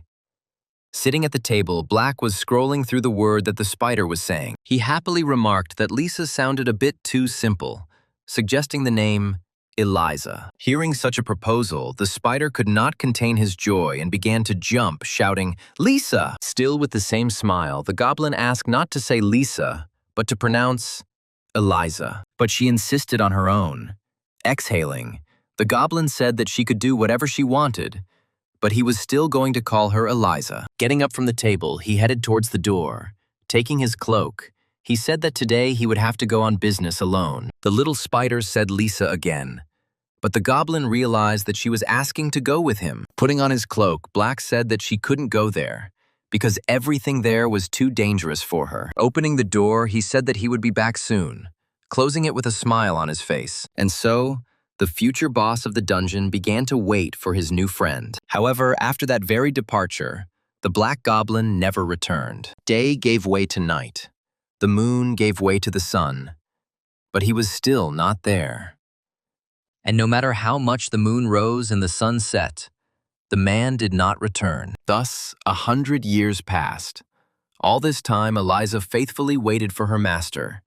When from the long wait, even the hut began to fall into disrepair, Eliza finally decided to go to the western forest, where she first met her master, repeating to herself, so as not to forget, the name that her master gave her. And so these two, hugging each other, sobbed, not even trying to calm down. After some thought, Kaiser now realized that his guard was the same one who abandoned Eliza. Naturally, the Black Goblin was a little shocked by this assumption. However, he again pressed himself into the spider's body, continuing to sob loudly, just like the boss. The main character, in turn, did not understand why he had been hiding all this time. Because not a year, not two, but a whole 150 years had passed. Lowering his gaze, the Kaiser's guard replied that he could not tell his master this, since it was not in his power at the moment. Lost in thought, the protagonist did not understand what his ward meant right now, clearly frowning. However, the Black Goblin, lowering his gaze, apologized. It was hard for him to ignore his master. Seeing such a reaction, the frowning face disappeared. The boy was surprised by the guard's appearance. And then, looking away, he asked what he should do with this now. Because this is a graduation quest, so he can't help but kill her. After some thought, Guardian Black agreed with his master's words. Suddenly, Eliza began to say something in her own language to the monster standing next to her. The little goblin's whole body twitched. He couldn't understand what she was talking about right now. Suddenly, she shouted that no, she couldn't. But the spider stood her ground. Seeing the two arguing, the protagonist intervened, asking them what had happened. Releasing a terrifying aura, the goblin turned to his master, saying that the spider was about to explode. The main character, having heard this, was surprised by what he heard, and even unconsciously asked again. But no one answered him. Eliza continued to insist on her own, while the little guard tried to dissuade her from this action. Suddenly, with a sharp movement, she brought her paw to her jaw, biting herself hard, and blood began to splatter in all directions. Black shouted the monster's name in alarm while the protagonist looked at the boss in surprise, not understanding what was happening. The system notified the guy that Boss Eliza was struck by a strong poison, and her hit points had dropped below 10%. Seeing how Eliza was gradually losing consciousness, the protagonist's guard tried to understand what she was doing. She answered him something. The goblin's face gradually became sadder. It was hard for him to accept such actions from the spider. Eliza could barely speak the words she said as she finished speaking to her old friend. Walking away, with sadness in his voice, Black turned towards the owner, telling him to hit faster. Kaiser did not understand this, asking again. However, the guard stood his ground, starting to shout for him to quickly pierce her with his sword, because there was no time left. With a heavy feeling in his chest, the black-haired boy asked his guard if he was sure about this. But the goblin stood his ground, shouting for the protagonist to strike as quickly as possible, adding that everything would be fine. After hesitating for another second, Kaiser listened to his companion and began to draw his sword. Lifting it into the air, he asked if they were sure he should hit it, and the spider nodded in the affirmative. And so, the main character struck. Blood splattered in all directions, and the system notified that the boss had been killed. She also added that thanks to the absorption effect, all characteristics were increased by 6 points, and a note was made in the adventure book. Looking at the lying spider, which was not moving at all, Kaiser asked his guard if they had really done the right thing with him, to which the little goblin standing nearby said in a trembling voice, "Yes," when suddenly a sound was heard from the lying spider. When Kaiser suddenly noticed a small spider, the system notified that he had discovered a hidden named boss, Eliza, who was parasitizing the spider queen, Eliza. Eliza's loyalty and closeness to the guardian named Jihad reached its peak, and the system asked Kaiser if he gave her the go-ahead to join Jihad's command. The protagonist immediately thought, surprised that she was a parasite. During Demrock's time, there were also such bosses, a special type of boss. They usually couldn't be killed in one go. They constantly changed their hosts, which was quite annoying for players. But the main character was shocked that such a creature would come to him on its own, because he had just acquired another guardian. Seeing the system window, he thought again, thinking that this was quite good. However, if you think about it, Jihad turned out to be quite useful, thought our black-haired boy. Looking at him, he also thought that he was collecting objects, obeying unquestioningly, and finding hidden locations. Kaiser's face turned red. He believed that last time he had come across not a guard, but a real treasure. Suddenly, Jihad Black began to sweat as he felt an overwhelming aura behind him. Looking back, he saw his master, deciding, realizing that something bad was about to happen. Suddenly, the spider jumped out of the hands of the black-skinned goblin, surprising him. In 2 leaps, she jumped onto our protagonist's shoulder, surprising him. Having started to tell the main character something in his language, naturally, the boy did not understand her language. However, Jihad intervened here and told the owner that she thanked him. After a short pause, the former dungeon boss continued to tell our main character something. Here, the boy's first guard intervened again, saying that the spider was asking to follow her, thus thanking him. The protagonist was surprised, because he didn't understand what kind of gratitude he would now receive. But the spider insisted on his own, and so the 2 guys followed the little spider, going, as it seemed, deeper and deeper into the dungeon. Sometime later, she jumped on our boy again, starting to speak in her own language, telling him something. The goblin translated, joyfully telling his master that Eliza said they had already arrived. Realizing that she meant there was some kind of entrance or exit ahead, Kaiser went inside. Upon entering this so-called entrance, the system immediately notified the guy that he had discovered a hidden location. And so, the main character saw a huge number of spiders in front of him.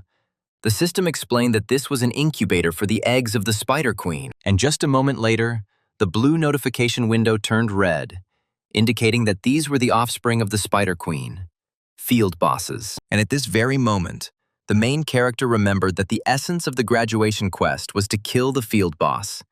And this meant more than just Eliza herself. Even though all of this is designed to defeat Eliza, she is the only target.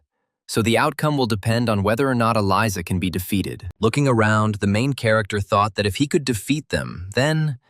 However, before he finished this thought, a smile appeared on his face. As he drew his sword and released a terrifying aura, he thought that he would definitely test his judgment right now. Without waiting a second, He immediately rushed towards the gathering of spiders at incredible speed. In turn, the field bosses were not going to wait for the man to attack first.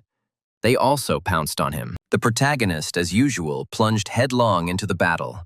His eyes began to sparkle with a scarlet light. As soon as he reached the center of the field boss's gathering, a powerful explosion was heard, raising a bright red column of dust. As soon as the donkey settled down, a black-haired boy appeared, cutting down spiders left and right. Blood flew in all directions. The stone walls, floor, and ceiling began to be covered with green light. Eliza said something anxiously to the goblin, who said with heaviness in his voice that she was right. After a short pause, the goblin added that she was definitely right.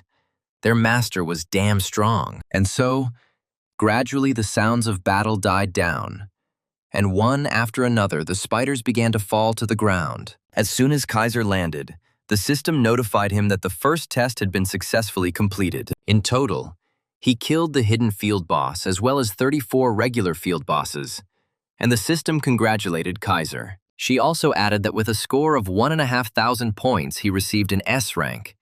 He was the first to receive it in the first test, taking first place in the ranking. The system immediately started showering titles. First S rank, best graduate.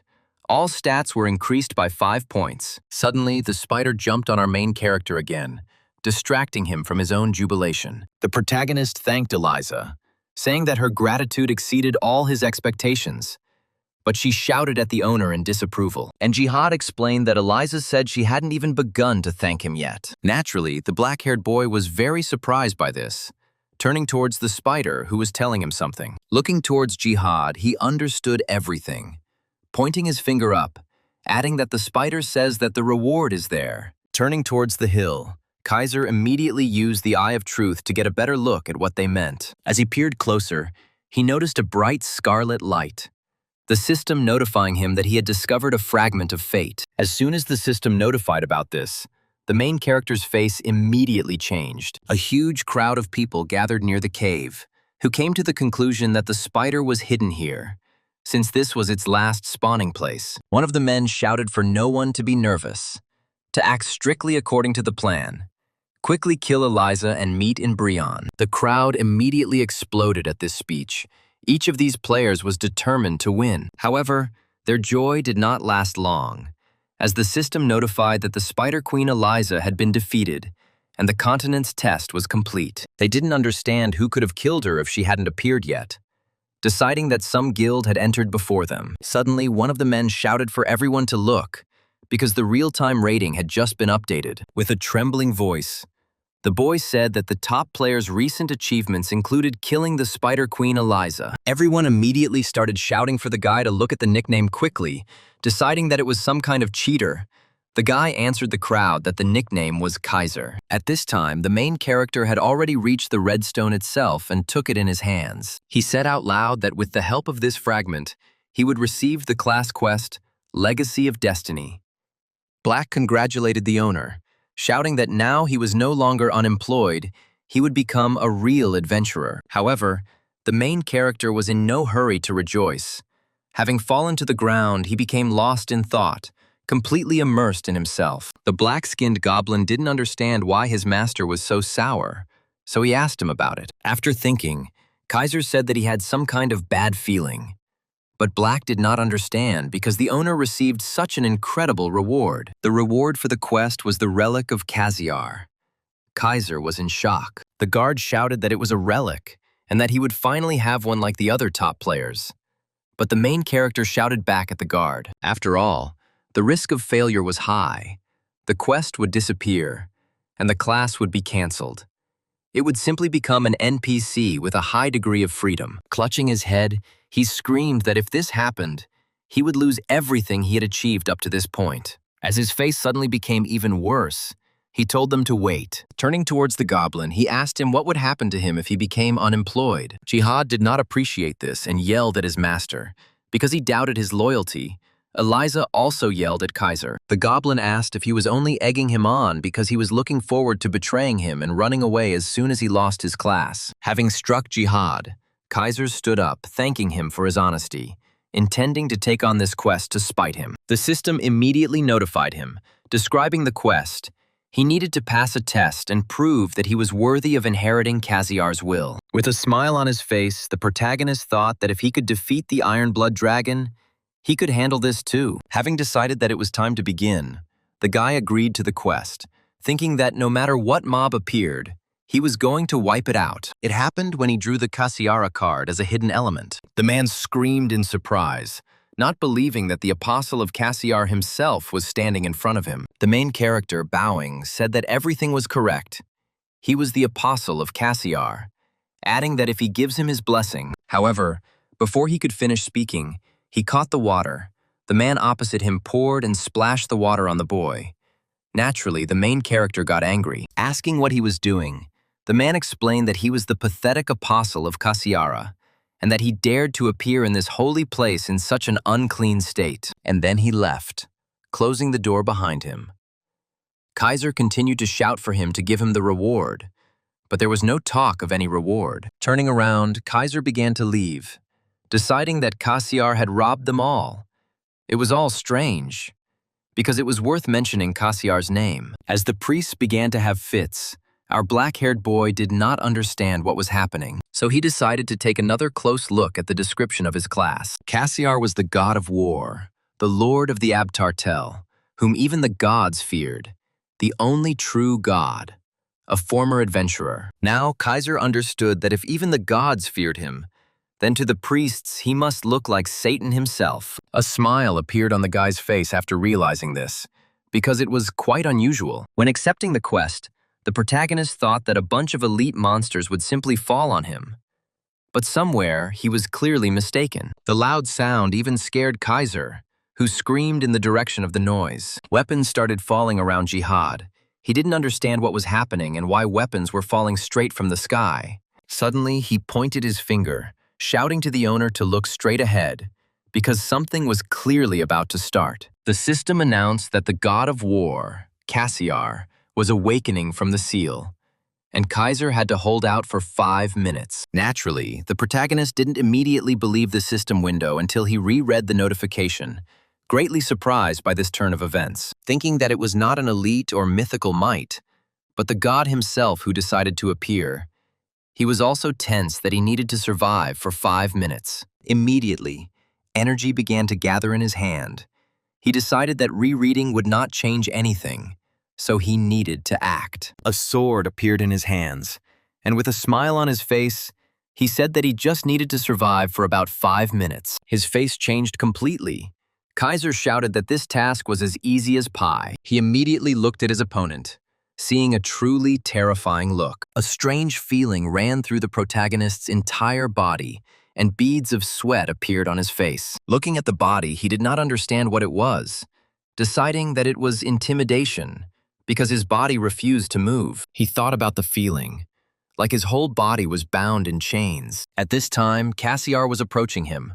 Black was shouting at the owner to get ready for a fight, as was Eliza. Turning around, the boy's guards did not understand what was happening to their master, worried, asking why he was silent. The boy himself was straining with all his might at this time, not understanding how this had happened. Looking at his opponent, Kaiser didn't understand why the heroic characteristic refused to work right now. The system responded that the characteristic was deactivated.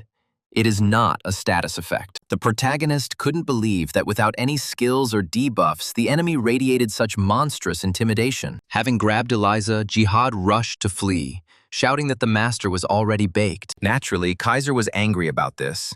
He couldn't believe that he had chickened out and frozen in front of some pile of data. Raising his head, he screamed at the top of his lungs for the game to stop making him laugh, every muscle in his body tensing. Jihad, hearing this cry, stopped, looking towards the owner. Even the boss who appeared was surprised by this. This time, our protagonist's face changed, and he waved his sword and pointed towards the black-haired opponent. Smiling, he said that he had told so much crap in this life, so he didn't even think about being scared. Approaching, Jihad pointed to the owner's legs, saying that for someone so fearless, his legs were shaking too much. Kaiser turned to the guard and yelled at him to shut up, as he was just trying to look cool. Jihad smiled and wished his master luck, and then, turning again to the god of war, Kaiser said that the skills he received from him were very useful to him, adding with a condemning cry that the penalty for failing this quest was too absurd. Our hero began waving his sword in displeasure and continued shouting that taking away everything because of one failure was complete nonsense. Kaiser showed no sign of stopping his dissatisfied shouts as the god of war looked at him with a puzzled expression. And then Kaiser started crying, asking the long-haired man if he knew how hard it was for him to get these things from him. Jihad turned to Eliza, saying that their master had completely gone crazy. The short-haired man continued, sobbing, to say that he had only just received normal skills and clothes, thinking that he would heal. But here Jihad interrupted him, yelling at the owner because he was talking to himself. By raising one finger, Kaiser indicated to the goblin that he only had 1 minute left to hold out. Realizing this, the goblin immediately gave a thumbs up, because he thought that his master had gone crazy. But he had thought up a cunning plan. The goblin once again supported his master, because if everything continued like this, they would survive and be able to leave here victorious. Suddenly, Kaiser jumped up, throwing his blade behind his back. Jihad screamed, not understanding what his master was doing. The boy thought to himself that he needed to wait until he let his guard down, and then use the rear flank approach. Gritting his teeth, he thought that if he could defeat him, he could get a hidden reward. So, as soon as he jumped, he waited until the very last moment to use the rear approach. At that moment, a smile appeared on the face of the god of war, Cassiar. Turning sharply, he grabbed our protagonist by the neck and began to squeeze it. Our hero didn't understand why the skill didn't work. It was hard for him to accept it. However, it was too late to understand anything because our hero was slammed into the ground, and it seemed that the entire dungeon would collapse from this blow. The boy's guard couldn't believe his eyes, and he screamed anxiously, calling for his master.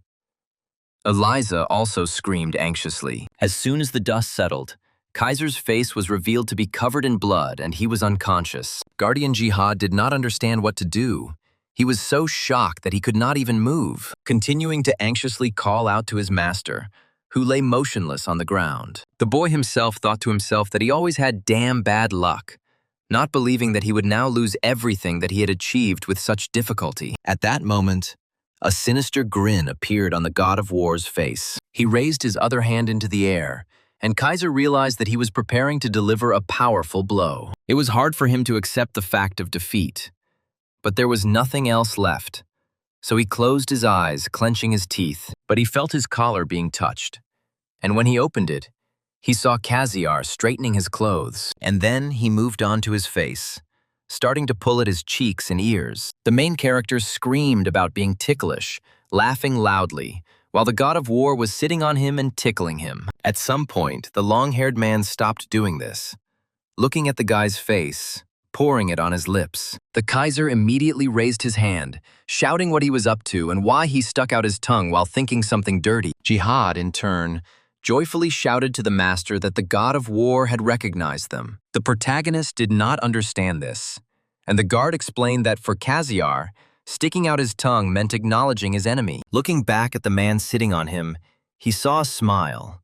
Not believing it, the long-haired man made some strange sounds and shook his head several times. Jihad immediately translated, saying that God was asking if he was the one who would inherit his will. The black-haired boy immediately jumped up and started shouting that all this was true. Starting to move incomprehensibly, Jihad translated that God was saying he was the first person who did not chicken out and challenged him. He was worried, but it seemed like the will had pressed in just right, because he wanted to kill him as unworthy. But in the end, he decided that such a level would do. Kaiser didn't understand how Jihad understood him. The system notified the end of 5 minutes. Instead of the apostle path, Kaiser entered the air path. Jihad also added that Cassiar says he will give him his relic. Immediately after the goblin translated this, the god of war put his hand down his pants. Naturally, the main character was very surprised by this course of action. While the god was rummaging around in his pants, Kaiser shouted at him to wait. There was no need to rush. However, just a moment later, the guy's scream died down as some brightly shining object appeared. And again, starting to wave his arms, Kaiser shouted that he didn't need anything, asking if he knew that this wasn't that kind of game. But God was not going to stop. continuing to take out this incomprehensible thing. The main character couldn't bear it any longer and shouted, saying that he was a fucking psycho. This surprised the god of war quite a lot, because as soon as the light disappeared, some strange thing appeared. Black anxiously asked the owner what he had just thought of, and Kaiser did not understand why the object had appeared from there. Taking the relic in his hand, the system notified the guy that he had received the relic of the god of war, 1,000 changes.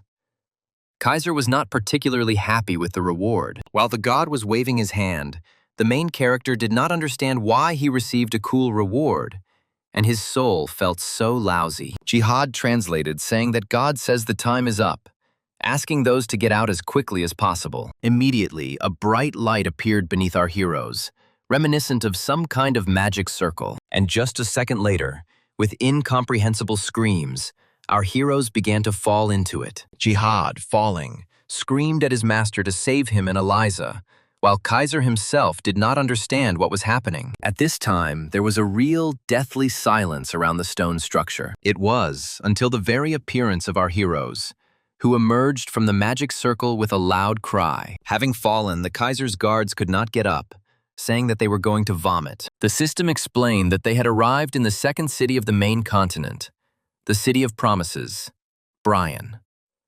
Kaiser was glad that they hadn't been thrown into some wilderness. Suddenly, he heard some sound. It was words. He immediately paid attention to it. Turning around, he saw an old man who was saying that although this was before the day of prophecy, fate was still contained in this. The protagonist's guard immediately warned the boy to be careful, as this old man emanated a terrifying aura. The Kaiser immediately jumped up, drew his sword, and prepared for battle. As soon as the gray-haired old man saw the blade, he immediately fell to the ground and bowed. Having said that he was waiting for them, the heir who accepted the will of that very one, introducing himself as Gamillion Adrian, who had served the royal family since the beginning of time, he waited for this moment. Jihad immediately shouted that he knew he was not simple. Kaiser was angry at the guard because he thought something completely different. The system announced the start of a class quest. Kaiser needed to hear about the erased history of humanity. If successful, a section of the main story would open. 1 billion users have been playing Godos for 1.5 years since the open beta test. Even the Adventure King Barian, who has completed almost all the existing quests. After a year of fruitless searching, I declared that there is no main plot in this game. I think our main character. He couldn't believe that the story would appear here, and Adrian said that since he was here, it meant he had already met Mr. Cassiar. The old man asked to be allowed to tell him a story that the heir was obliged to know, and after thinking a little, the Kaiser gave his consent. And so, the story began in the year 1405. Humanity was completely different, possessing great potential in all areas. Their power was so great that they occupied one of the 5 great thrones of the world. And just when they had established themselves as the masters of the throne, they invaded, the despicable creatures who now rule the aliens as if they were their servants, those who are now called gods. Jihad was surprised, still screaming in surprise. Could it really be that the gods were really enemies? But Kaiser shut him up, asking him to be quiet and let him concentrate. The gods, fleeing after Ragnarok, the great war in which all the divine worlds perished, desired to capture Abrartel, and a long battle began to defend their home. In that war, 1/3 of all of Abtartel was destroyed. But the tide of the brutal battle turned. Only one man, the god of war Cassiar, entered into battle against the enemies. He crushed 4 gods of mythical rank, and they believed that victory was near until it burst out of the ground. Another race, born from the accumulated anger of fallen gods and peoples, impenetrable darkness, an abyss. Both gods and humans began to succumb to the influence of the abyss, returning in the form of monsters. It was like a living hell. The whole world was in danger of being swallowed up. When the danger became common, the warring gods and people imprisoned a tormented nurse to avoid death. In other words, the condition was to give all the people to the rulers as an offering. As a result, the great humanity, having lost its potential, became only weak slaves under the power of the gods, and Lord Cassiar was immediately sealed. And the gods began to use even them, the aliens. As soon as they get into their world, They plunge them into the abyss, destroying their true essence. Turning the puppets into his apostles, the Kaiser was naturally very surprised by this, wanting to say, however, the guard interrupted him, telling the owner to be silent and let him concentrate. Having hit the guard on the head for his insolence, Kaiser now understood how it all started. At this time, Jihad, looking towards Kaiser, thought that he was annoying him too much. The protagonist thought to himself that this is how things turned out after he couldn't choose a shooting range. Kaiser remained in the status of an adventurer, and not the apostle. Having defeated the dragon, he received the Eye of Truth, and this ultimately led to the inevitable meeting with Cassiar. He believed that this was fate. Thinking about the difference between him and the ordinary players who started with the potential of apostles, there was a difference from the very start. The old man interrupted the boy's thoughts, saying that they had waited for almost 1,000 years, enduring until this moment when the prophesied heir would appear. Looking at his hand, the protagonist couldn't understand what this feeling of euphoria was in his chest right now. After all, they were waiting for him. He was the only player with the main quest. He believed that this path was laid out especially for him. Covering his face, he thought he was making history again by saying that being so cool was also a problem. The system began to notify the protagonist, having finished, that the main plot had been activated, and a section of the main quest had been created. The old man explained that now the boy must collect the fragments of fate. There are 10 of them in total. The boy already had one. The boy was surprised to himself, wondering if this was really the same one he had received from Eliza. The old man explained that after those bitter negotiations, Mr. Cassiar was instantly sealed, losing the ability to appear in this world. Just before his imprisonment, he took the last risk for the sake of humanity. Gathering all his strength, he extracted what was fundamental. However, due to the power of the seal, the artifact was scattered in pieces across the world. Only a completed destiny can reach it. On the day when destiny is reunited, the seal will be removed. That is, when the promised day comes, the current weakened humanity will be in danger. Only by collecting all the fragments will they be able to resist these vile creatures. The Kaiser immediately began asking about the promised day, but the gray-haired man said that he could not tell yet, since that was the agreement. Lost in thought, he asked the old man where he should go to find the fragments of fate, to which he replied that he had heard that one had been seen in Brian. But first, Mr. Cassiar had asked for one favor for his heir. Thinking that Cassiar was a handsome guy, the main character, "What is this?" He was happy with this news, to which the old man, with a smile on his face, asked to exterminate the monsters. After a pause, added that about 1,000 would be enough. Naturally, the main character was surprised, asked again, and thought to himself that he had misheard. However, before the old man answered, the system notified the guy about the extermination of 1,000 creatures. The quest could not be refused. In addition, the system gave a limit of 60 hours, and in case of failure, the class quest would be deleted, and the class would be cancelled. The main character was angry, because it was the same thing every time. But the old man explained that this quest must have a deeper meaning. Gritting his teeth, Kaiser thought that Cassiar was the type from whom you could expect anything. He didn't understand what to do, because in order to make it in 60 hours, he needed to kill one monster every 3 minutes. The old man, in turn, clenched his fist and wished the guy good luck, but the main character immediately interrupted him with a shout, asking where the monsters were found here. But the old man didn't answer. Turning around and starting to run away, Kaiser thought that his affairs were bad. After all, the creatures in Brian are stronger than in Raven, and he needs to kill 1,000 of them before he even has time to get used to it. His thoughts were interrupted by Jihad, who asked the owner why he had hidden that thing.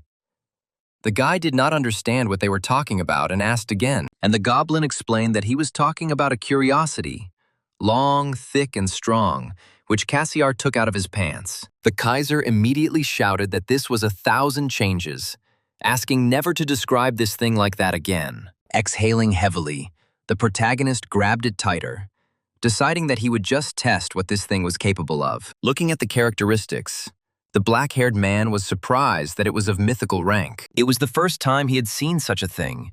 In 3 years in Demrock and all the time in Godos, he had never even heard of ranks higher than legendary. He exhaled heavily, swallowed his saliva, and began to think. Opening the system window, he thought it was time to explore what it was capable of. This thing could absorb weapons and take their shape. The system also added that the user's level was too low to utilize the full power, adjusting the weapon's abilities to Kaiser's liking. Lost in thought, the black-haired man said that it was some kind of growing artifact, focusing on the words about absorbing weapons. And so some time passed, and he went to the forest of bad rocks. There were people inside. One of the men was aiming an arrow from his bow. The arrow flew past after being fired at a huge, muscular green creature. However, it attracted the green thug's attention, causing him to turn in the direction of the shot. The man was scared, because the green-skinned one noticed him. A drop of sweat ran down his face. As soon as the monster noticed the man, his expression immediately changed and he began to scream angrily, approaching the man. Suddenly, a powerful attack flew right into the back of his head. A powerful explosion was heard, raising flames. The monster grabbed its head, starting to extinguish its body, which had been damaged during the attack. It was the mage who attacked the monster. The mage shouted at the orc to get out of his sight. At that very second, the swordsman was about to take advantage of the monster's distraction and rush into attack. Having delivered a powerful and accurate blow to the monster's back, scarlet blood splashed in all directions. However, just a moment later, the swordsman was lying on the ground, as the monster had managed to deliver a powerful attack on the attacker. Standing up, the swordsman shouted that this time they would all attack together. And so, after a rather long battle, they were finally able to defeat the monster. Covered in blood, the green-skinned man fell to the ground, covering the ground in red. The group was quite tired from discussing not-so-simple opponents. The magician said that they managed only thanks to their powers, because everything went much easier, deciding that their journey to Brion was not in vain. The swordsman happily said that this was true, because in this forest right now there was hardly a group with the same training as theirs. These words raised the morale of all the members, so they laughed. Suddenly, they heard footsteps, and immediately looked tensely in the direction where our main character was walking with his companions. Looking at him, they were surprised that he came here without a group, thinking that there was a guard of the monster next to him. They also assessed his equipment, finding it so-so, and after a short pause, they called Kaiser. Approaching him with satisfied faces, they asked if he was really alone here. The protagonist turned to them, examining each member of the group. He answered with a satisfied smile that, yes, because he doesn't have a girlfriend yet to go out with him. After this answer, there was silence, and gradually smiles began to appear on the men's faces. And just a second later, the entire group of men laughed loudly at this answer, considering the guy a joker. They were discussing that there was a noob in front of them who had gotten separated from his group and wandered here, and they were also amused by the club in his hands. Suddenly, the main character felt a mob approaching. Turning around, he noticed another orc. The next one appeared behind him, and both began to approach the black-haired boy. Kaiser looked carefully at the approaching group of monsters. He wasn't particularly happy to see them, as he wanted to chat a little before completing the quest. And then they appeared. But the monsters weren't going to let that happen, so they immediately rushed towards the black-haired man, intending to kill him. Immediately, 1,000 changes began to glow. It began to take the form of the bastard's training sword, gradually taking the form of a sword, glowing brightly. In an instant, the main character jumped up and got closer to them. He didn't have time to play with them, so he quickly cut down each orc. Blood began to splatter in all directions, covering the ground in scarlet. At that very second, the faces of the entire group changed. They couldn't believe their eyes, because this simply couldn't happen.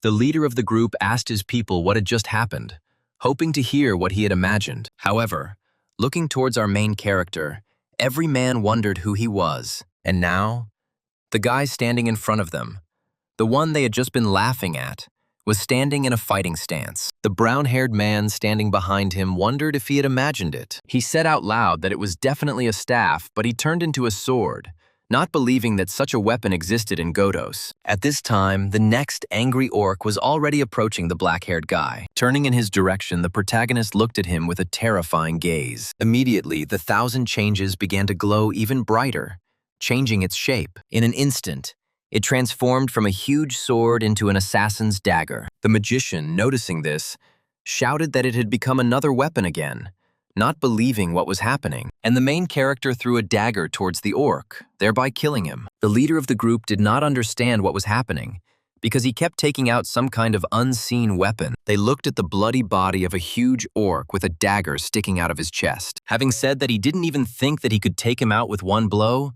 the protagonist called back 1,000 changes. The dagger felt the call of its owner, so it immediately burst out of the monster's chest, flying straight into the hand of the black-haired protagonist, who was pleased with himself. At this time, a group standing nearby was discussing this power, the weapon, and the guy in general. After turning back to his normal state, the protagonist waved it, and then looked towards the men, shutting them up with one glance. Scratching his head, Kaiser apologized because he got carried away and killed the monsters, thinking that they were going to kill the orcs, and he took their prey. However, they laughed and said that they had already caught a lot today. The boy looked away and said, "That's how it is." At that moment, several more monsters emerged from the thicket of the forest, heading straight towards the main character. Looking at the approaching prey, Kaiser began to wave the 1,000 changes, spinning it in his hand. And then, suddenly getting into a fighting stance, he said that 100 of them needed to be quickly taken down. And so, some time passed.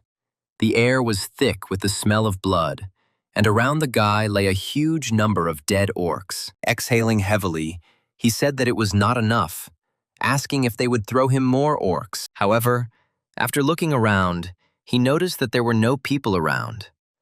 The guard explained that he had killed all the orcs, so they went to another place. The protagonist in turn yelled at Black, saying that he couldn't kill everyone alone because there were whole groups of tough guys with crazy physiques. Suddenly, I noticed 2 green-skinned people walking away. Black pointed his finger at them, suggesting that they had noticed him and were running even deeper into the forest.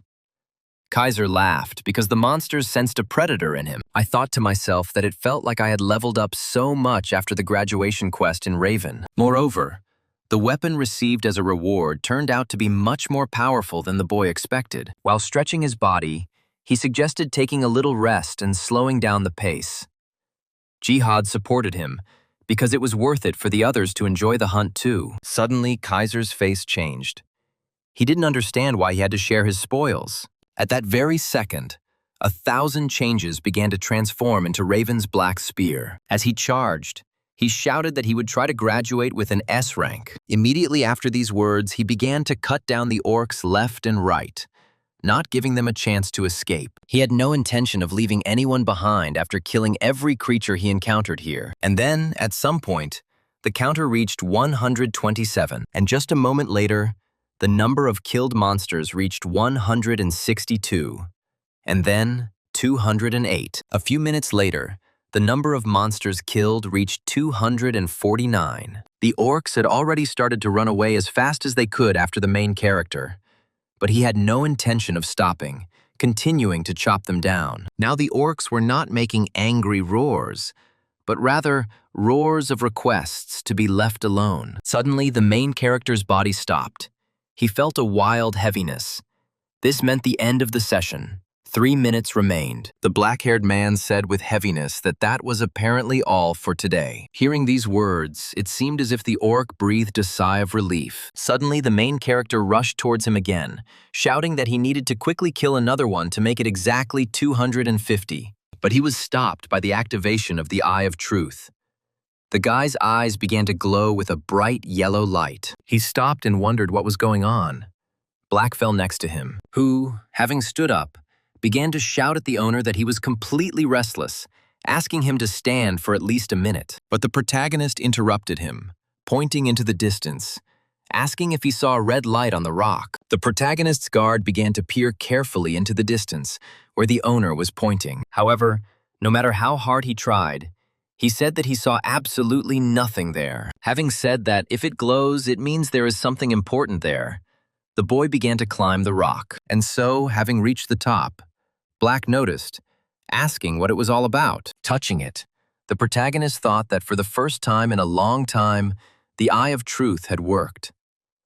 He was sure that there was something there. At some point, you even begin to hope that there might be a shard of truth there. But as soon as he touched it, he felt a wild pain, and immediately threw his hand back with a dissatisfied cry. The system announced that he had found a hidden clue that was entered into the adventure book and would find a quest item. Taking the object in his hand, the protagonist saw the name, Ominous Energy, saying out loud that such energy emanated from his guardian from a distance, which Black was not happy about. At that very second, a notification window appeared, saying that there were 10 seconds left until the end of the session, which the guy was not happy about. The guard started shouting, asking what the problem was, if the owner left. It was him and Eliza, but the goblin didn't have time to finish his thought because he also began to be transported. The system notified that Eliza and Jihad Black had been transported to the guard room. The little goblin found himself in the center of the forest, immediately looking around. The guard room, the waiting place for the guards. According to the rules, each guard is allocated one room, where they can remain calmly and in complete safety until the owner returns. Black thought that this was only the second time he had entered the guard's room, so it was still unusual for him too. Suddenly, he said that they met for the first time in 150 years. And before he even had time to ask how she was, he began to worry about her even more. Tears appeared on his face. He did not understand when the owner would return, because he wanted to cuddle the spider again. He was screaming that he wanted to sleep next to her, to hug soft Eliza, when suddenly he noticed a house standing in front of him. As he got closer, he couldn't tell if this had ever been there before, deciding that the building looked exactly like the one where he had once lived. Opening the door, he still wondered how this house had ended up here, because even nostalgia had overcome him. He decided to look inside, remembering his past. But as soon as I opened the door, I was very surprised because there was a small spider sitting on the table. At this point, the tears disappeared from the goblin's face and a joyful smile appeared. Exactly the same smile appeared on the face of the spider Eliza. And so, our main character climbed out of the capsule, starting to stretch and warm up his body in real life. He hoped until the very end that he would be able to reach 250 carcasses. But he did not make it. Suddenly, I felt a pleasant smell and immediately paid attention to it. As he left the room, he noticed his little sister sitting at the table, eating. He immediately came up to her and made a sweet face, calling her sister good, but she immediately told him to go away. She was not going to share with him. There was a smile on the black-haired older brother's face. Having shouted that 1,000 changes had turned into steel sticks, he rushed towards the plate. However, the little sister managed to block this attack, preventing it from hitting her food.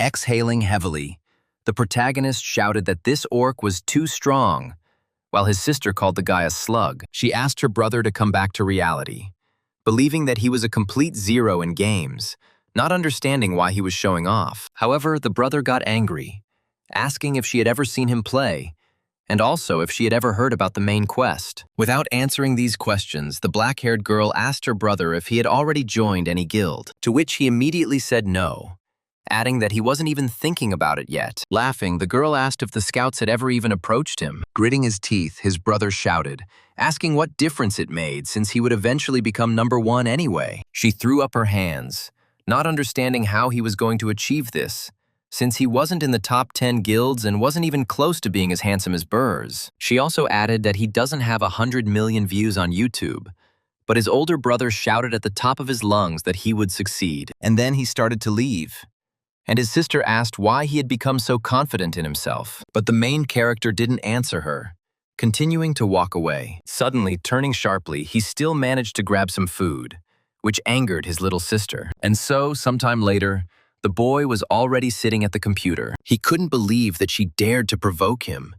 He was going to show her what he was capable of. I thought I needed to quickly look at what he had recorded and posted in accordance with YouTube trends. So, going on YouTube, he decided to check what they were currently posting by typing the word Godos. And as soon as he made that throw, his face immediately changed. He saw himself, marked Kaiser Returned, which was the title of the video that had garnered 1 million views. While Kaiser was mindlessly enjoying himself, the entire world of Godos began to experience a serious fever. Inside, a huge crowd of people were discussing Kaiser's return, deciding that if he had completed the S-rank quest, then it was definitely him. Among themselves, they also discussed the fact that he had already gone to the Stone Forest. Rumors spread quickly, and a real search began in the forest. Among themselves, they discussed how Kaiser, even during Demrock, hadn't gotten along well with the guilds, suggesting that he had disappeared because of the scouts. Some were thinking about how to make money from Kaiser's return. The scouts sprang into action.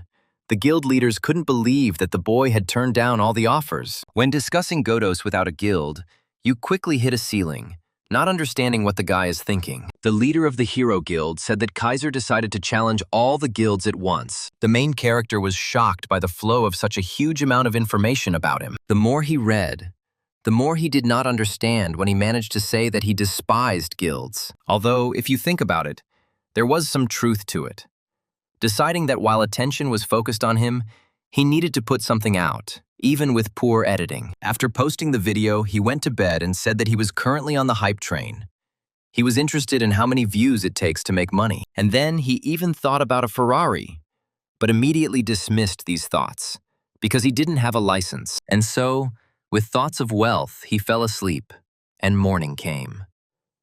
Standing up, he immediately grabbed the phone with trembling hands and started going on YouTube. But as soon as I logged in, I couldn't believe it, because the channel had almost 800,000 subscribers, and the video had garnered almost 4 million views. He couldn't believe it was his channel, because the comments, views, and subscribers kept coming. At that very moment, a satisfied grin appeared on his face, and then he started laughing out loud, shouting at his sister to see how popular he was. However, as soon as he jumped out of the room, he immediately received a ladle to the forehead. The mother asked her son with displeasure what all the noise was about so early in the morning, ordering him to quickly go to the table. Holding his head, he asked where Hyun-ah was, to which she replied that it was Friday, so she was at school. Still scratching his head, he went off to the side, his mother shouting, asking if he would eat. But the guy replied that he would eat later, having bought his mother some beef. Before he could even get out of bed,